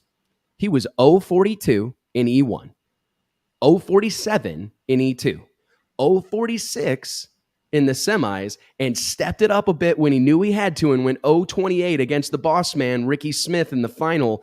Holy cow. The car was killer. No real surprise there. Pat Musey Power, right? Jerry Bickle race cars. Ricky Smith calling the shots on it. 581, 579, and another 579 to take the win. Before we react, let's go ahead and hear from Tyler real quick. In just his third race, Tyler Miller is a NHRA Pro Mod winner. And Tyler, I talked to you in the semis and about your dreams of coming out here and doing this. How long have you wanted to hold one of those? Since I was 9. Dream probably before I was 9. Me and my dad, we've been in this business for a long time, and I'm trying not to cry right now, but I've been working on this real hard. Ricky Smith, without him, obviously this wouldn't happen. PD Fleet, everybody that works for us at the shop, it makes this possible. My wife, my son, Trip Miller. Son, I love you. I'm going to be home soon. I'm going to show you this. This is yours, going in your room, baby, today. I love you, son.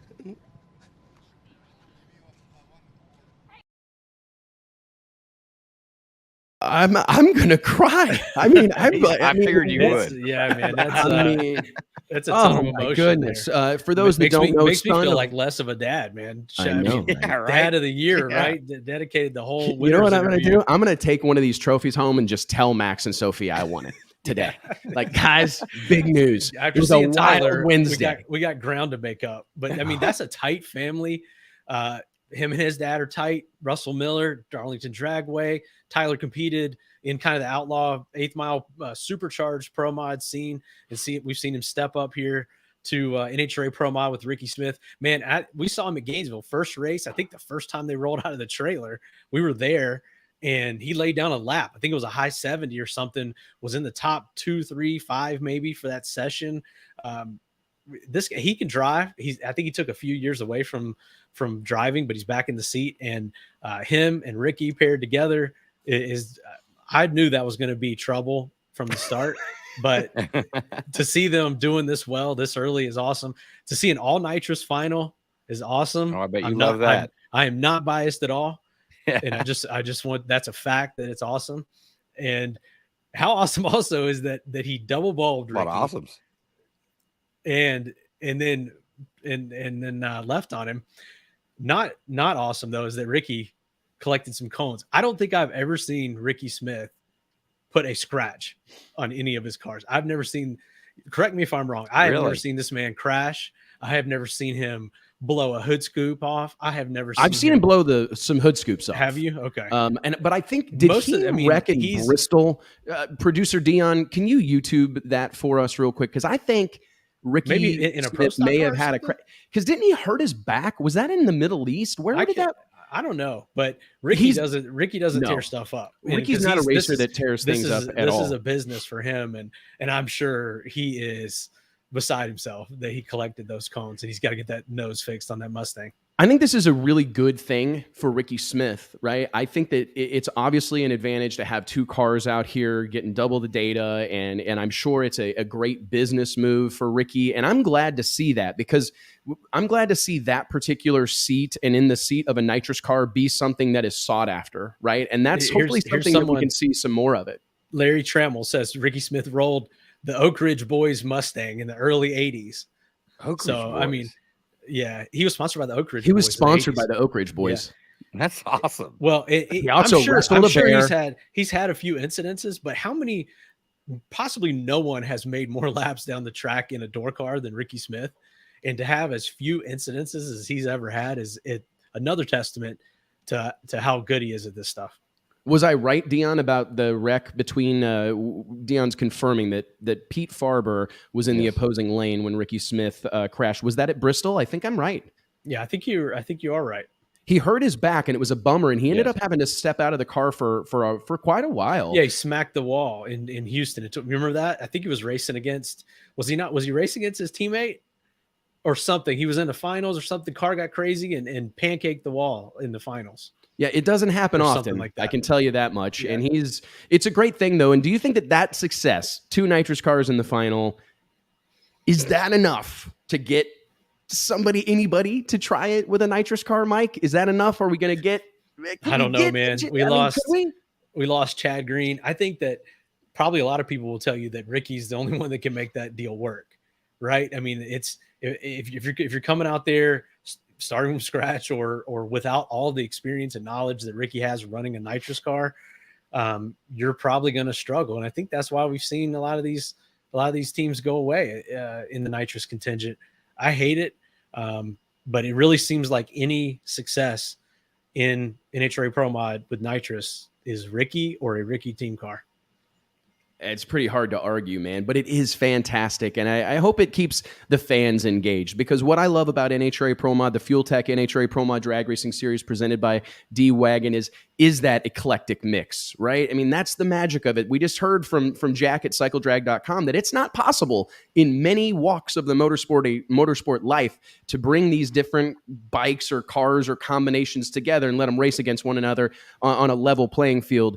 And the fact that exists in NHRA Pro Mod, I think, is so important. So congratulations to Tyler Miller, Russell Miller, Dee Miller. I know that congratulations on her retirement. Awesome. Russell told me in Charlotte that she had just retired. So a huge deal. Shout out to the whole gang at PD Fleet, Darlington Dragway. What they've done, the Miller's contribution to drag racing cannot be overstated. And it's great to see Tyler back behind the wheel, guys. As we head into the midway point of this 3 o'clock hour, it's time, my friends, I think it's time to get into a little bit of no prep Kings action. Oh, boy. I really don't even totally know where to start, man. What a weekend for no prep Kings. Mike, can you refresh me on what race of the season this is? Oh, man. Hit me 4? with the hard questions. Yeah, I want to say 4. I think 3 or 4 races into the season. So we're still relatively early in this deal. The Street Outlaws No Prep Kings series made their trip to Maple Grove Raceway out in Pennsylvania over the weekend. Kind of a calamity, and that's no shot at anybody, not necessarily the fault of anyone, really, just what happens sometimes at a drag race, man. I mean, I've been there. Car goes out, a bracket car does a wheel stand, oils the track down, and it's the driver didn't want that to happen, the crew didn't want that to happen, the track didn't want it to happen, the fans didn't want it to happen, but that shit happens sometimes when you go drag racing, and it was a really, really wild weekend out there in Maple Grove. I think I want to touch on, first and foremost, we talked about Manny Bajinga making his No Prep Kings debut just last week. And boy, did he ever, fellas. Showed up and showed out. I got to tell you what, man, that red Mustang, it looks real good with big tires and bars on it. Am I wrong? It does look good. It does look good. Mike or JT, is this making you uncomfortable seeing one of your beloved radial tires cars with those big wide ones? Oh, man, no, man, I love it. I love it. I'm telling you, we knew early on that Manny Bajinga has had so much success in all different walks of drag racing. Obviously, most notably in radial tire racing. He's Check out the crowd in this shot. It's bonkers, right? The place is packed at Maple Grove Raceway. There's a crowd of people down on the starting line. And Fred, their red Mustang, was really, really showing out. I mean, look at the run that car made. I mean, put about 14 bus links on the car in the other lane there. Is this going to be a problem, right? Because I honestly think I've already heard some rumblings, but I mean, this is a high-level team, another high-level team moving from another segment of the sport over here. I think they're going to be a problem. I really do. And I've said that before, but you bring a team like this, Jamie Miller, and the meticulous approach, the meticulous preparation, I think they're going to be a thorn in the side for anybody in this future Street Outlaws class or the open big tire class. I'm not sure exactly where Manny is going to end up. I know the goal is to continue to compete in the future Street Outlaws class, and I hope that's the case because Manny's actually a really well-spoken guy. He's kind of got a look and a vibe to him that's, to be honest, a touch intimidating, but I think he's got a character. I really do. I think he's got a character, kind of an East Coast attitude that I think he can bring, all business, says what he thinks, right, wrong, or indifferent, or no matter how the reaction may be, he's going to tell you what he feels. I think he could be a significant part of that scene. Yeah, I agree. Yeah. I think he'd be really good fit, and we all know he's fast. I mean, you know, we kind of called this last week that this is going to happen, and I think we're going to see it more and more and more and more and more. And I don't know if that's good or bad. I really don't know. Do you think we'll continue to see it more? If this at some point, you know, you worry, is the futures class going to steal the thunder of the invitational? Yeah, you know, if you get this many big racers names showing coming up. in, yeah. And I wonder though, Manny kind of feels like he is a little bit of a guinea pig for letting this sort of thing happen. I wonder if they're kind of, you know, weighing their options or seeing what's going on. By they, I mean Sam and Discovery and Pilgrim, and seeing, you know, what happens when we let a team of this caliber in. And I wonder if they do continue to have success, if that's going to put a stop to that kind of deal, and they're going to, you know, tighten that up again. But again, we don't know exactly how. You may want to let up on it a little bit, right? Yeah, you know, as far as getting people, is how you get in, what all that deal is. We you know, there's still some. You got to fit it. You got to fit into their storyline. So right. You know, whatever that may be, and you probably don't know what that is going to be. So I bet that they are. I think it's ever changing. I would like absolutely. to believe that it's one of those things that's probably evolving throughout the season, right? If the show's going to be good, the TV show that is, and a big reminder to everybody. And I know that when I talked to Manny Bajinga earlier this week, and we're actually going to have an extended interview with Manny available next week on dragillustrated.com and right here on the Drag Illustrated Facebook and YouTube pages. But man, that being a character and fitting into the storyline is a big part of how that whole deal works. And he recognizes that. The first thing he said to me was he was blown away. Manny, this was some insightful stuff.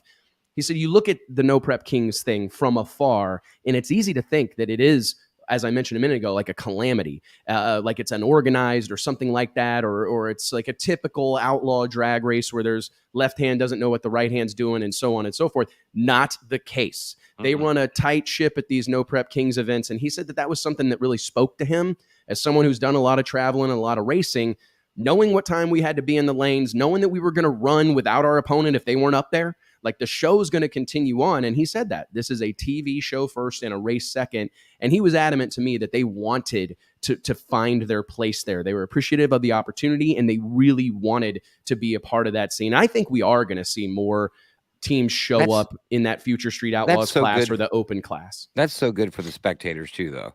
You know, that the show is run that tight and they're not going to be there for 6 days, you know, just, you know, from 10 to 2 a.m. You know, I mean, really, I mean, they went out, they put on a show, they get their footage.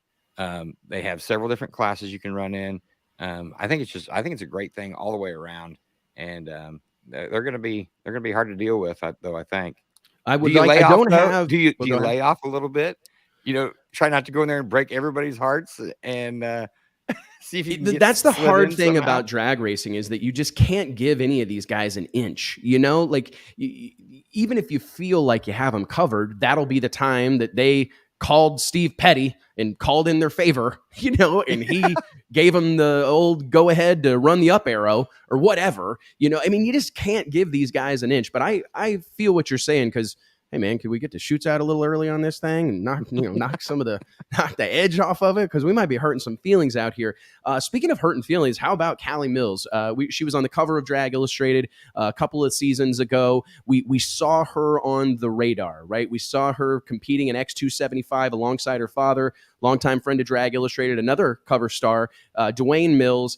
It's cool to see her coming into her own as a driver. She's got a following, active on social media, great young lady. And a cool thing about that is that she has been officially a part of the Invitational, the big show, which is what everybody sets out to achieve. What's that say about her, right? I mean, clearly Sam Corcus, Pilgrim Studios, the people involved, the powers that be are going, hey, I think this might be a good fit. She's going to be a good. We want her. They saw her on the cover of Drag Illustrated. I knew that's what it was. Yeah, and said, "Well, we got to have her."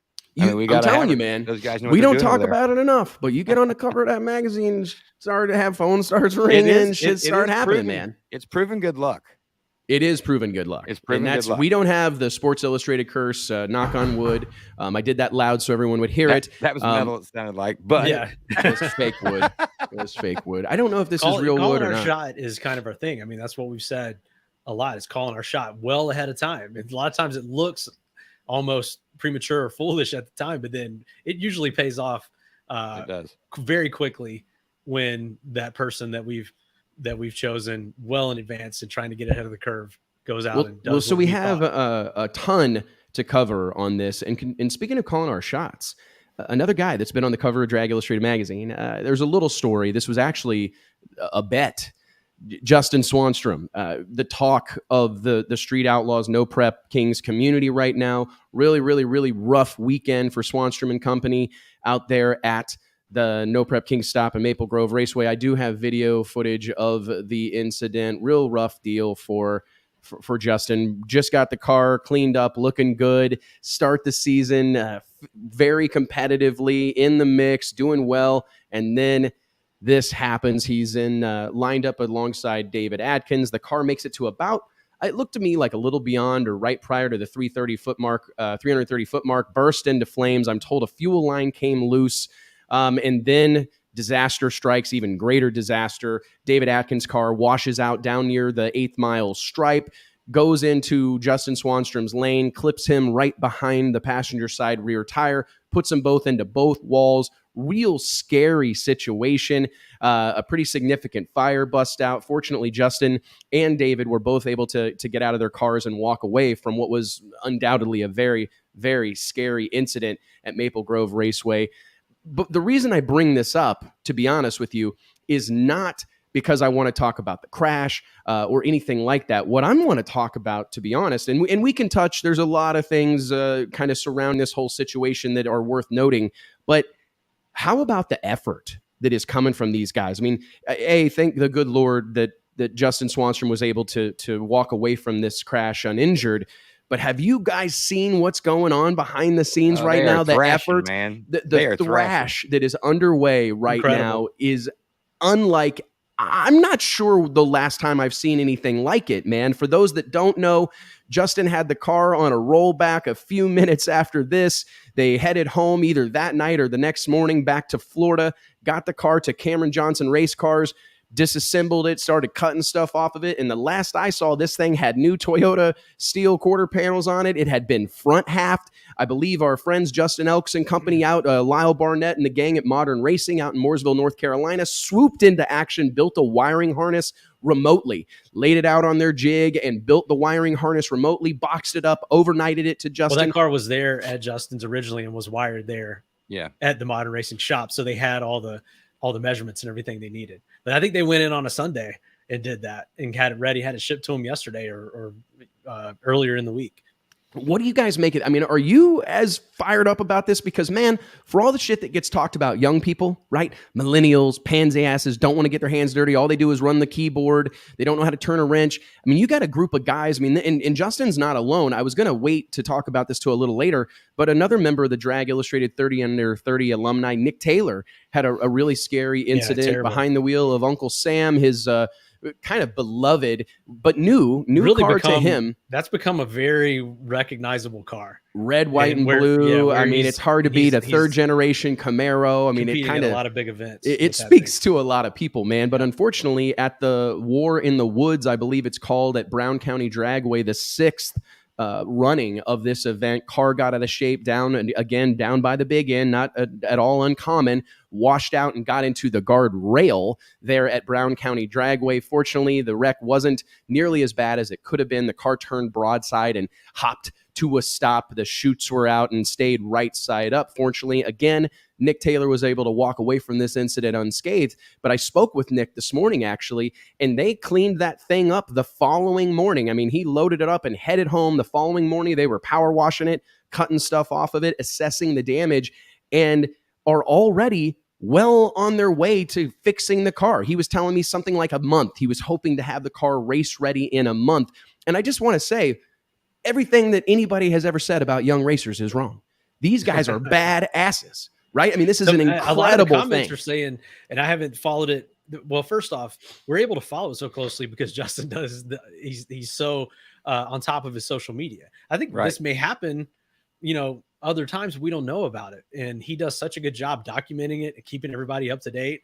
It becomes something to follow in and of itself. The rebuild and the heart that's going into that. They're talking about firing this thing up today. And I know that they're trying not to wait, what? Not to miss. Yeah. Supposedly there's I've been working chance all that day. they're gonna. So y'all been on Facebook. Weekend. Yeah, they're gonna crank it up. There's an outside chance that they're going to be ready for this weekend. I thought the original plan at best would be to be ready for National Trail in 2 weeks or 3 weeks, whenever that is. But where's the next race? The Epping this weekend is the next race. Oh my God. So they've got to go. That's like the other end of the world. Epping may as well be Shanghai. And that's a long way away from Florida. I think a lot of teams went from Maple Grove up to Epping, probably kept their stuff up there and just are hanging out in the Northeast this week instead of having to, make that haul again. So yeah, they're having to. I will tell you right now, if that happens, guys, you're talking about the feel good movie of 2022. I don't know. Listen, Justin Swanstrom, Lil Country, I'm not letting go of that nickname. He is a polarizing figure in our sport, right? I mean, he is very much a polarizing figure, not for everybody, a little rough around the edges, admittedly. But I'm going to tell you, man, you don't want to be in the middle, man. No, you don't want to be in the middle. You want to be on one end or the other. This NPK deal is full of people like that. I think that's what makes it successful. I'm so impressed with his willingness just to air things out. I mean, there are times that he says things I'm like, oh man, I don't know. But I get. Sometimes he does it on purpose, I think. Oh no, he's no dummy. Yeah. He's a smart kid, and he knows exactly what he's doing. He knows exactly. I mean, when he makes a post that gets him kicked off Facebook, he's not surprised. I mean, he knew, and he did that for a reason to drum things up, and he's done a great job with this. But man, I just think that it's easy as a second generation racer, someone who's kind of had their dad yank a tool out of their hand or tell them how worthless they are, they don't know shit, to see these young guys diving in and making this kind of effort to continue racing, how can you not feel like the sport of drag racing is in good hands? Like, I think we get worried at times that there aren't real racers out there. Like, I've had people say, like, well, who's going to be the next person to go racing or whatever? Who's going to be the next one of these guys? Man, they're everywhere. And if you think the sport of drag racing is dying or doing anything like that, you're looking in the wrong places. Quit going to nostalgia nitro meets, right? And I'm not saying there aren't those that are very successful and very big, but like, go where the action is. I've always said that you have to be careful when you're taking the temperature of something. JT, you cook all the time. Does it matter where you put the thermometer? Yeah. Absolutely, right? And if you're taking the temperature of the sport of drag racing by sticking it in the center of the meet or whatever, it's probably cold in there. It's going to give it, you're going to have to take a while, but you got to get out on the edges sometimes. And not when you're cooking, but certainly when you're taking the temperature of the sport of drag racing, you can't just go to a singular same old place, right? But don't you agree? People, I see this a lot of commentary online, specifically social media, the home of bad news. And it's like, guys, get the official home of bad news. The official home of bad news. We need to hit Zuckerberg up. Maybe that's the I will. slogan. I'm going to shoot him a text right now. Yeah. He's been calling me all morning. This guy, it's unbelievable. But anyways, don't you guys agree? I've got a little bit of a proud parent moment. I'm just proud of these young guys that are fighting the good fight. And if Justin Swanstrom, if Little Country is able to pull this off, even the next race, it will be the result of a Herculean effort that we should all be screaming and yelling about. I don't care how you feel about the girls in tight shorts or whatever that hang out with him in the pits or what he says on social media. You should be a fan, because these are the type of people. This story, I don't know that I've seen anything get our DMs blowing up the way this has. I got a WhatsApp message. I don't even look at WhatsApp. I got a WhatsApp message last night from somebody going, "Are you paying attention to what Justin Swanstrom's doing?" And I'm like, yes, I am. And I hope the whole racing world is. He was giving autographs as his car was on the rollback. He sold the front clip for a $2 bill. Just the stuff he does is pretty. I think the mental toughness is worth noting, right? Because I know personally, listen, I'll give a little story. When I kicked the rods out of my Corvette last fall, I was like screwed up for like 6 weeks. You know what I mean? I'm like, oh my God, I just got this thing running. Oh my Lord. It crushed me. And I'm sure Justin is experiencing that same feeling, crushed, but he's doing it in front of the world, and he is continuing to move forward, man. Nick Taylor actually said to me when I asked him about his crash, he goes, "Hey man, I ain't going to cry over spilled milk. I'm just going to pour another glass." And I'm like, that's a t-shirt, big dog. Let's get that printed, because that's exactly right, man. And these guys pouring another glass and doing a great service for young drag racers around the world, guys. Really incredible deal. I know there was a lot of drama out there, Mike, JT. I think we'd be remiss not to talk about it briefly. I think there was like a physical altercation between a couple people. There was all sorts of action. The racing, unfortunately, actually got stopped. I believe one of you guys that have recently spoken to Kevin Stevenson, give us the rundown on what happened. I believe the racing got stopped on Friday night after this crash. They picked up on Saturday, but then weather rolled in. What was, they weren't able to get the invitational done, correct? Right. Yeah, I think there were only one or two classes that they were able to complete. I'm trying to pull it up right now. Kevin Stevenson, again, shout out Street Outlaws NPK spoilers, providing us the info. But yeah, the weather definitely played havoc on that. They're going to finish the race. What they didn't finish, I guess, the finals of a couple of the classes at Epping this weekend. But I think that just the conditions. And also, that the track is under new management. It's under very recent new management. And I think that this, like 2 or 3 weeks. Yeah. Yeah. Literally like 2 or 3 weeks. And I'm sure they're going through some staff transitions and some management transitions.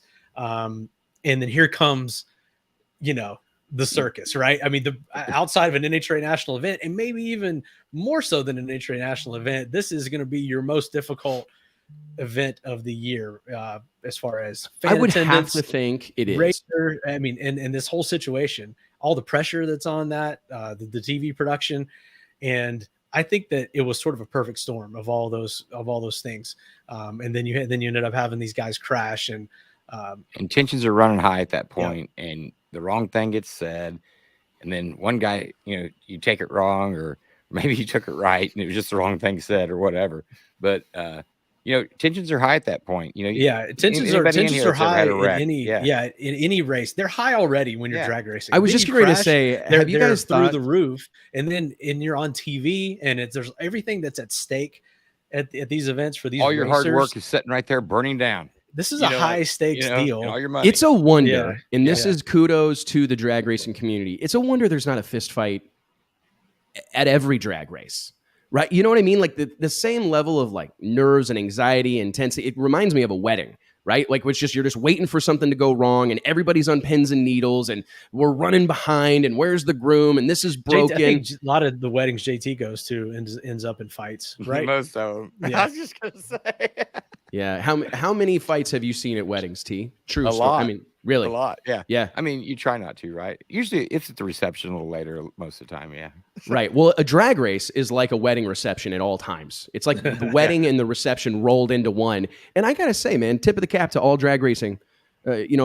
It's a wonder that in these tense moments, we don't have more altercations, especially like we talked with the NHRA this year. We've seen a lot more racers on camera. We've seen a lot more tense moments captured live or captured on film. And, tensions are high. And I think that everybody does a really good job for the most part. And Mike, you said during our production meeting Monday that with the Street Outlaws No Prep Kings deal, fortunately, you do have to take the good with the bad, right? I mean, this is a group of people that are being kind of forced. I'm not going to say round peg, square hole, but I mean, these are outlaws. These are the guys that have routinely raced in industrial areas, on back roads, right? I mean, these are real deal outlaws by and large, right? And now you're trying to take them to an NHRA track. You're trying to make them follow rules. You're trying to make them do things at set times. I mean, how many stories have you heard about a street race where they argued for 10 hours and never got the race off, right? Where they couldn't, a grudge event. They couldn't come to terms on the stipulations, right? So the whole deal got canceled. You take all those cast and characters, that group of people, that community, and you're now trying to shoehorn them into this really confined space that we're going to run at a certain time. We're going to do this. We're going to do that. We're going to draw. It's really impressive. And it's amazing that they've done what they have with the group that they have, because these are not guys and gals that like to be told what to do, right? They're used to being, especially now, it's kind of, you've helped inflate their egos and even increase that. Like, not only were they outlaws and badasses beforehand, now they're famous outlaw badasses. Right. And some of these teams or people that are on these teams or whatnot, they know each other back from radio racing, right, or from pro mod racing or the PDRA, street racing, street racing. And so there's probably a little riff maybe here and there, before all this even started. And now you're getting these guys and they're competing at a high level now on a different, I guess on the No Prep Kings, or if it's Street Outlaws or whatever. Right. But so you're bringing this cast of characters that we've already had, in other sanctioning bodies over here now as well. And there's probably is a little riff here and there, and it's going to come out, especially with TVs, rolling and the tight schedule and everything that goes with it. Well, and they don't even know what's going to, like, how things are going to be patched together or edited up. So they're probably not sure who they're mad at yet. A lot of this controversy they see the episode that we're talking about makes for good TV. And it's a powder keg of all these situations. And when it blows up, we may look at it one way now, but it's what you get. And it's kind of what the popularity of that whole deal is built around. And you just got to keep that in mind. And how many NASCAR fights have we seen? How many, like Ty Gibbs. I mean, this kid looked like he was 11 years old. I know he's a hell of a race car driver. He's Joe Gibbs' grandson, and he's in Xfinity or whatever. And he's get out of his car, throwing uppercuts, taking dudes to the ground. And NASCAR, while, they're going to reprimand him and they're going to whatever, they're going to show that over and over. And that made for good TV. And it kind of gave some street cred to Ty Gibbs, right? To anybody that follows that deal. They were wondering what this kid's all about. Now they know. I think that this stuff Yeah, he's here to bang, right? It adds to it, and it adds to the layers of these characters and stuff. And I mean, I hate to say it, I know that we're not trying to go to a drag race and have a fight break out, or go to a fight and have a drag race break out, whichever way you want to say it. But again, you got to take the good with the bad. Some of what makes this deal successful is also what makes these powder keg situations. But with these reality shows, what's better than the first season is usually the second season, or what's better than the first season is the reunion show. Because they've put a camera up and a microphone in all these people's face, behind the scenes, so they're explaining this stuff. Well, then they throw a bunch of jabs in behind the scenes that nobody has seen until they rewatch the season, and then they see what all bad they said about them. So now the next time they're at the track, now they're running into them for the first time, maybe, and everything's pretty awkward. And now you have another rivalry. I mean, Tim, what I said earlier, I think it's true. You don't even know who you're mad at until you see the next episode air. Right, and what Bobby Ducati said about you. And it's like, now what? Yeah. We just went to dinner. We just went to dinner, man. We're friends. And why'd you say that? Yeah. Sorry, bro. He was talking about somebody else. But then nobody knows what's going to be shown on this. No one sees it. These people that are involved in this deal, in the NPK series, they may have an idea of what's coming, but they all sit down at 8:00 on Monday nights whenever this deal airs and are learning about it just at the same time the rest of us are. And then there's this whole second level of fallout that comes from we had the initial event, the actual racing event that we're talking about now. May it just 6 months from now. Yeah, may it just made up. Here it comes back up again on national TV. No, screw it. I'm still pissed. Yeah. It's well, deal, man. If you want to mention it, and I will say that I think that this whole situation, there was a couple of really tough situations with some crazy fires there at Maple Grove Raceway. And to your point a moment ago, Mike, I think it's worth mentioning that the track just changed hands, right? I mean, 2 weeks ago, roughly, the Koretsky family announced that they had bought the facility. I mean, this was a tough spot, and I know that there was some talk about the fire response and whatnot, and it begs the question, as big as NPK is getting. I mean, obviously, that's a massive crowd there on the starting line, but we noticed it earlier. I'm going to throw this up real quick just as a reference. I mean, when you look at the crowds that are gathering at these events and the desire to be a part of it, racers leaving other sanctions and series to come here, do you think that we're kind of staring down the barrel of the need for No Prep Kings to have something of their own safety safari or their own group of people that travel around that know these guys, know the cars? I mean, is that on the horizon, or is it too much liability? I mean, look at the crowd. Look at the people that are showing up at these events. All I hear about is how much money is being made and this contract and that contract and this much merch sales, this many tickets being sold. I'm hearing a lot about money. So I'm wondering, is that the next logical step, guys? Mike, we'll start with you. Do you think that makes sense or is possible? I think that'd be a big step. I mean, really, outside of the safety safari, we don't have that kind of roaming safety deal. And I just think that Jim Hughes, Lonnie Grimm were brought in to kind of shore up the technical department at NPK and get that deal set straight. Some of the safety stuff that we saw, missing gloves and shoes and things that we were aware of a couple of years ago that have been cleaned up. I think this is just the next step in the evolution. They're probably not going to get a dedicated safety crew, but I think that there will be more discussion or preparation, planning, whatever, to increase the response times. And I think that this is still relatively young. I was just getting ready to say that. Yeah, they're learning as they go. I think we think that it has been around for several seasons, but when you're starting kind of uncharted territory, like I'd say this show is, as far as what they're trying to do. I mean, what do you expect out of your 5-year-old child? You know what I mean? Like, I've got a 7-year-old and I don't expect a whole lot out of her. I mean, I expect her to know the difference between like right and wrong, up and down. But I mean, she gets left and right wrong quite a bit. You know what I mean? And it's like, I'm not bagging on Lil Soph, but I'm just saying, like, this deal is young. 5 seasons in, they are not very far along in this process. And when you look at the crowd, that's what alters everybody's perspective, right? You see all these people, you see the TV show, all these things that's going on, all the things that are going on. And it's easy to assume that these guys got everything figured out. They've been doing it for 100 years. I think there's room for growth. There's room for improvement, and nobody's a bad guy for talking about it. I'll tell you what, as big as a move as there was towards having a dedicated, excuse me, I clicked the wrong button, as much effort and energy with all these that was put into creating track prep crews, right? I mean, we saw the dream team, Tyler Crossnow and Jason Ruckert, right? We saw the Traction twins, Cale and Cody Crisp, their father, Larry, right? I mean, we saw Mass Traction, Brandon and that team, Kurt Johnson and the guys at Total Venue Concepts. I mean, the list goes on. There is an entire community of people who have made it. They're Jimmy Bradshaw and the Sticky Mafia. I mean, the list goes on. There's a lot. Jason Miller. You better have a good name for your track prep team. You better. The name, there's name competition is tough in that deal. It is. Yeah. But I mean, how far are we from, where's the group of firefighters and racers that are going, you know what? Let's put our entrepreneurial hat on. I'm a retired firefighter. I'm still in good shape. Or what, you know what I mean? Because they're out there. I actually met one at the gym this morning, and that wasn't a humble brag. I did go to the gym, put in a pretty good one, right? My first time back with the arm out of the brace. I can't lift any weights, but I jumped on the elliptical.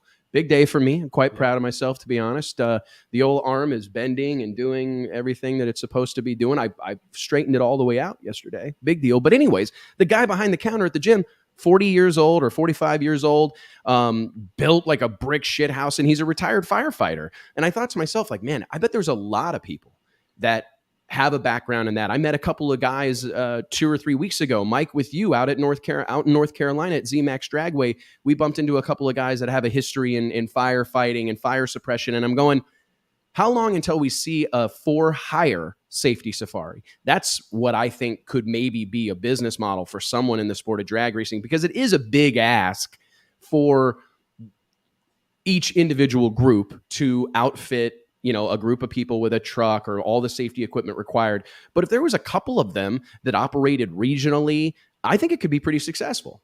That's it. I think so.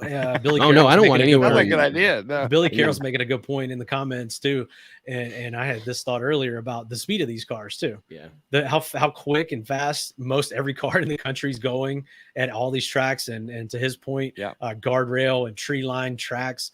You're probably going to see more of this. I know that we talked about Rick Moore last week with the Big Dog deal. He's a guy that's like I talked about.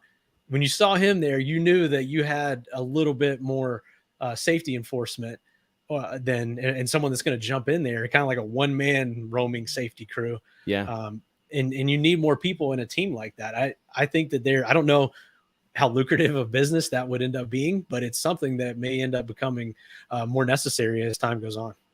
Well, I mean, we've seen everybody. It's Warren Johnson called it 100 years ago with NHRA Pro Stock. We've went from a time where, and this isn't just drag racing, I don't want to single out our sport, but we're in a time of specialization, right? I mean, in everything. Doctors, no doctor works on everybody, right? They work on kids, or they only work ear, nose, and throat, like JT's sister, right? Robin. I mean, there's tons of examples of the specialization. And I remember that there was an article in National Dragster a long, long time ago where Warren was quoted as saying, I'm paraphrasing, obviously, but in his day, there was like, you raced and you did it all. You worked on the motor, you worked on the clutch, you set the four-link up, you handled the suspension, you probably loaded the truck and trailer, you rebuilt the engine. Now we've got lug nut specialists, we've got clutch specialists, we've got a tire guy, we've got a car chief, a crew chief, a tuner. I mean, there's a lot of different roles. And I think that extends to the promotion and operation of these events,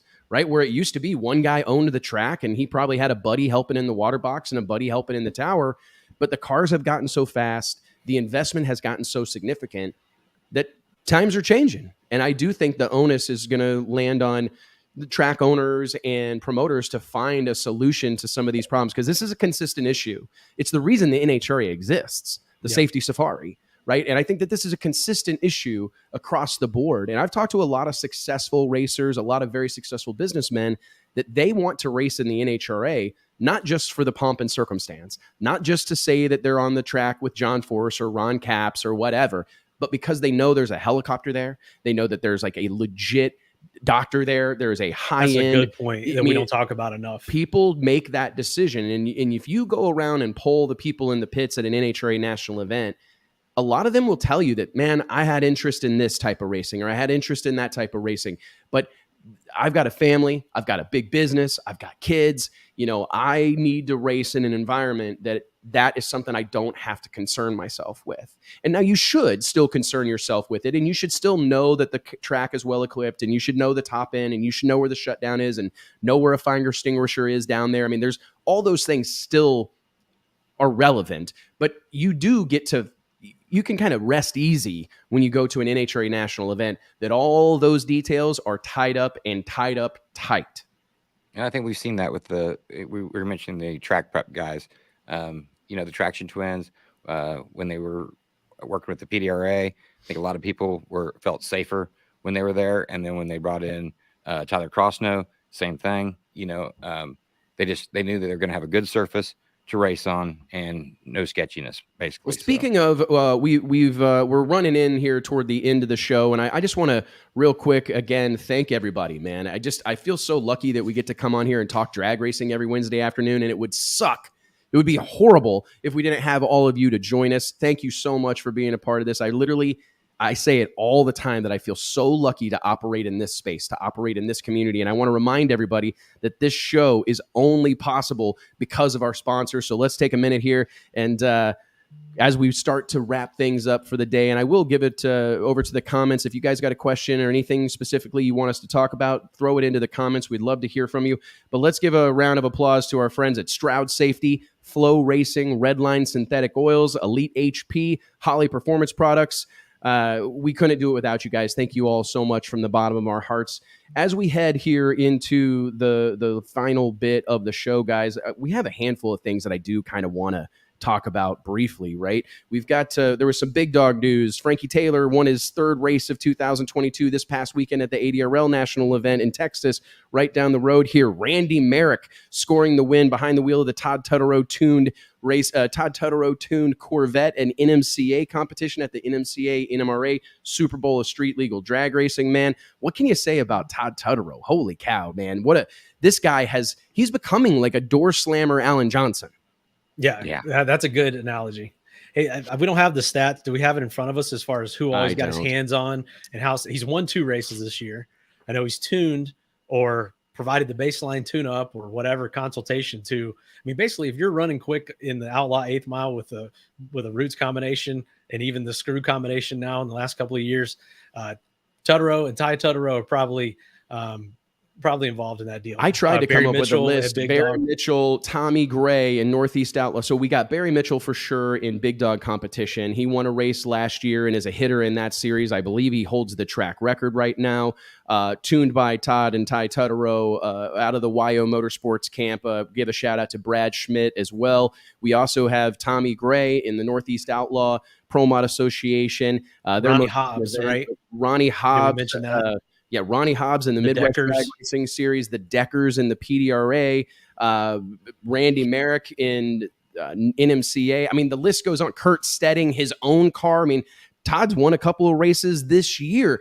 I'm telling you, man, he is getting closer and closer, if he's not already there, to being on like the Door Slammer or Fat Outlaw Door Slammer, 8th Mile, Mount Rushmore, right? I mean, I don't know how much more winning he has to do. I mean, he's a living legend right now, and maybe it's going to take seeing him retire or step away to really appreciate it the way that we should. But the fact that he can call the shots on a multitude of different hot rods, drive the damn thing, drive the semi, do it all. He's a real gem. He's a treasure to the drag racing community. I think Lyle said that's who scared him the most, didn't he? That's who he didn't want to line up against. Yeah, I don't talking about against him. We mentioned Tyler Crossnow earlier, and obviously connected to the Franklin family. And this was something cool that we failed to mention earlier when we were talking about VMP. But you got a clip to roll, right? Yeah, we do. I want to give a shout. I mean, talking about track owners and the responsibility and the onus that falls on these guys' shoulders. I mean, what can you say about Tommy Franklin, Judy Franklin, Amber Franklin? The whole family, right? Tyler Crossnow, the whole team out there at Virginia Motorsports Park. This is something for the track operators and promoters out there. This is a hack. This is a secret weapon. If you want to make a splash, be at the front gate. I remember that was some of the earliest advice that I got when I dived into my first drag racing gig in the fall of 2004 and took over as general manager of a little 8th Mile drag strip in Southeast Iowa. I had a guy tell me the best thing you could do to get to know these people and make an impression is be out there having them sign the waiver. You hold the clipboard, you walk along and get that waiver signed. And it was something that served me so well to get to see these folks when they're bright-eyed and bushy-tailed, before they're pissed, before the rollout's wrong in the left lane. Depends how traffic was. Right. True. Or how long they drove. I had a handful of those where I walked up and I tried to talk to the guys and they're like, listen, you seem nice, but we just want to park, man. We drove from Ethiopia. You seem cool. We'll talk later. But truly, man, that's such a power move to show up out there. And it shows you're not above doing that job, and it sets an example for your staff too. It does. It's a really strong ownership's move, out there doing that, and that if you know the Franklin family, it's not surprising at all. No. But I think that anyone that isn't aware that that's who you talk to when you roll through the gate is the guy that owns the track, that races PDRA Pro Nitrous, owns the PDRA, has multiple successful companies, their whole family races. I think it's a cool thing. It really is a cool thing, guys. Well, hey, I've seen the Bandameers do that too. Yeah, man. Yep. The Bandameers, the Bader. I mean, there's a lot, man. Yeah. I mean, there's so many great track operators. Goes back to what I've been saying this whole show is how lucky we are to operate in this space, man. But the Franklin family, they definitely set the bar really high, and I'm happy that they had that. We were all worried, man. We were kind of praying for, well, more than kind of. We were praying for Tyler Crossnow and company because we saw the forecast. We knew it was going to be a rough weekend for them, but for them to pull that event off. What a Herculean effort by that group. They're fortified against that stuff now because they have to battle weather. It seems like at every event, PDRA or NHRA. It's just, I don't know what it is. It's that area or whatever. Tyler thinks it's him. He thinks he's personally cursed. Tyler. We're going to let him off the hook on that. But it is good to see them battle through it and have a successful event. A couple other little race results. I'm going to throw this one over to you real quick, Mike, because I think you have the details. I hope you have them nearby. Lance Stafford and Piedmont Dragway announced an increase to the big dog payout structure that really has people talking. We saw that series kind of get some momentum here in recent weeks. We saw them start the 2022 series with 4 cars. By the very next race, there were 9. I'm hearing of more cars coming. We could see even more, a really, really, really competitive program out there at Piedmont Dragway. And they've got a purse structure that's been updated, right, Mike? Yeah, I had it in front of me. Of course, you called me on it whenever I don't have it in front of me. But I do believe that the winner's purse has gone up to $5,000. And I think that the runner-up is 2. I could be wrong. Lance, I hope he's in here. He can jump in here and tell us, but they have increased the purse. I don't know how much of an increase that is, but it's a good thing to see it go in that direction. And I do think Lance is working on a $15,000 to win Pro Mod shootout sometime later this year at Piedmont, which could be a huge event up there. So we'll keep you guys posted on that when we hear more about it. Big Dog again, I think June 2nd, right? We said last week, June 2nd coming up actually pretty soon. I'm going to try to make my way up there again. I think we're going to see a couple more cars. There is even word that my dad's Camaro that we just sold to Tony Hayes out of Virginia is going to be making its debut. So excited to see what they do with that. We got a moment here. Might as well get into it. Yeah. Let's talk about this. Speaking of your dad, Mike, break this down for us. I'm not sure of all the details. Thank you, JT. I think we've got some pictures. Your dad's car's headed to the North Carolina Museum of Drag Racing? It is the North Carolina Auto Racing Hall of Fame, which is here in Mooresville, North Carolina. A great facility run by Don Miller. And I don't know all the details of how it came about. I think Frank Spittle, a longtime drag racing photographer and journalist, was involved in getting this deal done. But they've been working on refurbishing that car, restoring it. It's a crazy story. That obviously was the original steel 55 Chevy that sort of a lot of people credit with being the first Pro Mod or starting the wave of Pro Mod when that thing started running nitrous in Top Sportsman and chasing down dragsters in the sportsman classes. So the deal in Mooresville is associated with the North Carolina Drag Racing Hall of Fame, which my dad was inducted in back in 2011. And houses several cars from the North Carolina Drag Racing Hall of Fame inductees. So a huge honor. Everyone that's been working to put that thing together. I haven't seen that car move possibly in my lifetime. When we put him on the cover. Yeah, that's right. We did. You guys we rolled it outside. We rolled it out and put it on the cover of the magazine. It hasn't moved since then. And it's moved only a couple of times that I can remember. And I've never seen it look as good. So shout out to everybody, Robbie Kazaya, Gene Kazaya, Bruce Nallywack that did the paint and body. Ken Hively built a dummy Chevy 350, or actually Chevy big block to put in there, no internals or anything, just so it sits right and holds the got to scoop do and that. everything. Yeah. So very cool deal. My dad's excited about that. I guess he's going to have no race cars left at the shop. I'm not sure what to say about, man. It's almost like sad. I mean, it makes me a little bit sad, but that, Yep. hey man, it's new things. And what a great way for him to stay connected to the sport of drag racing. Right. And he deserves that kind of recognition, man. And dude, Pro Mod cars, they've come a long way. Oh man. Look at the interior. My dad of always this thing, said, guys. up, he always said that, jokingly, he wouldn't get out of an electric chair to drive that thing now. But this thing, he would always tell stories that at the top end, like some of the last passes he made, I think the thing went 780s at 180, 190. And in a car like that, what that was doing to the chassis, he would have the wheel turned halfway at the finish line. This thing was dog tracking so bad, twisting the chassis. And he, that's just what you did. I don't want to to go 190 miles an hour I don't know that in any 55 Chevy, maybe, but not many, man. That's a sketchy deal. A couple of closing notes, guys, before we wrap up today's show. Want to give a huge shout out to Frankie Taylor and company. As I mentioned, scored their third win this past week of 2022, this past weekend at the ADRL drag stock event, or I believe it was Dragpalooza. This past weekend at the Texas Motorplex. We also had, what else do we got here? Oh, Mike and I headed to Indianapolis next Thursday for the PRI membership, the new headquarters going on. They're opening up, having a ribbon cutting ceremony, so that'll be a cool deal. Royce Lee Freeman. How about your buddy, JT? I know. Got it done in Comp Eliminator competition this past weekend at Great Bend Raceway out in Nebraska, or Kansas, excuse me. Van Abernathy on the property, sold 1,400 subscriptions, that's what happens I think.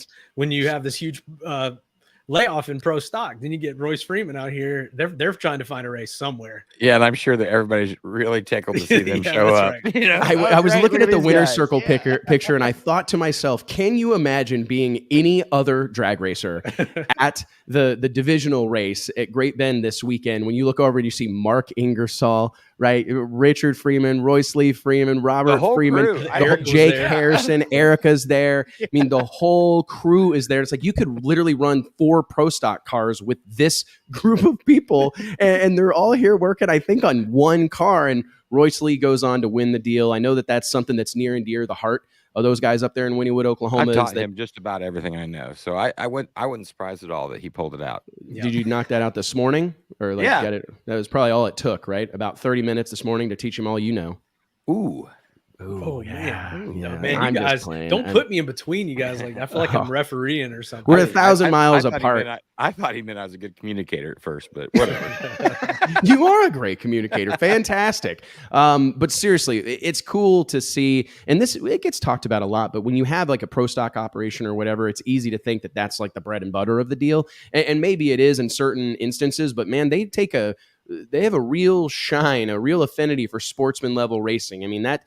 If you hang out with that group at all, that is where their heart is in many ways, specifically Comp Eliminator and Elite Performance. That's a big part of their business, right? Is building engines, Elite Patterson, that whole group. They build a lot of pro stock motors. I think they got 500 of them, but they're building every bit as many sportsman engines. And I'm trying to think of what else is going on right That's now. There was something else. I think we did. Is that everything? We had a lot to cover this week, but I think we did it, man. Dude, I didn't think we were going to get it all done. That was a lot of NHRA talk. The Larry McBride thing really throwed off our NHRA recap. You can't cover that quickly. I think, what was your guys' take of the little sound bites from the winners and the media center interview there from Larry McBride? I really enjoyed that. Yeah. Did you? Man. Like we said, that adds a ton, and shout out to NHRA Media for providing those. makes a big difference to me. Well, ladies and gentlemen, thank you again so much for being here. Shout out to all of our sponsors. Make sure you're following along. One of the things that we don't mention very often is Drag Illustrated, the foundation that all of this is built upon. Log on to dragillustrated.com, daily updated with news, rumors, everything in between. I've been writing a whole lot more here lately, throwing up my 2 cents every once in a while. So make sure you log on to dragillustrated.com. We're running a special right now on subscriptions. You can subscribe via that link. You can check out the magazine for free via that link, dragillustrated.com. That is the reason we're here and the reason we get to do so much of this. Shout out to the whole team at Drag Illustrated. And guys, I guess we'll see everybody next Wednesday at 2 p.m. Central Standard Time. Thanks, ladies and gentlemen. Everybody. We'll see you soon. Yep. Later.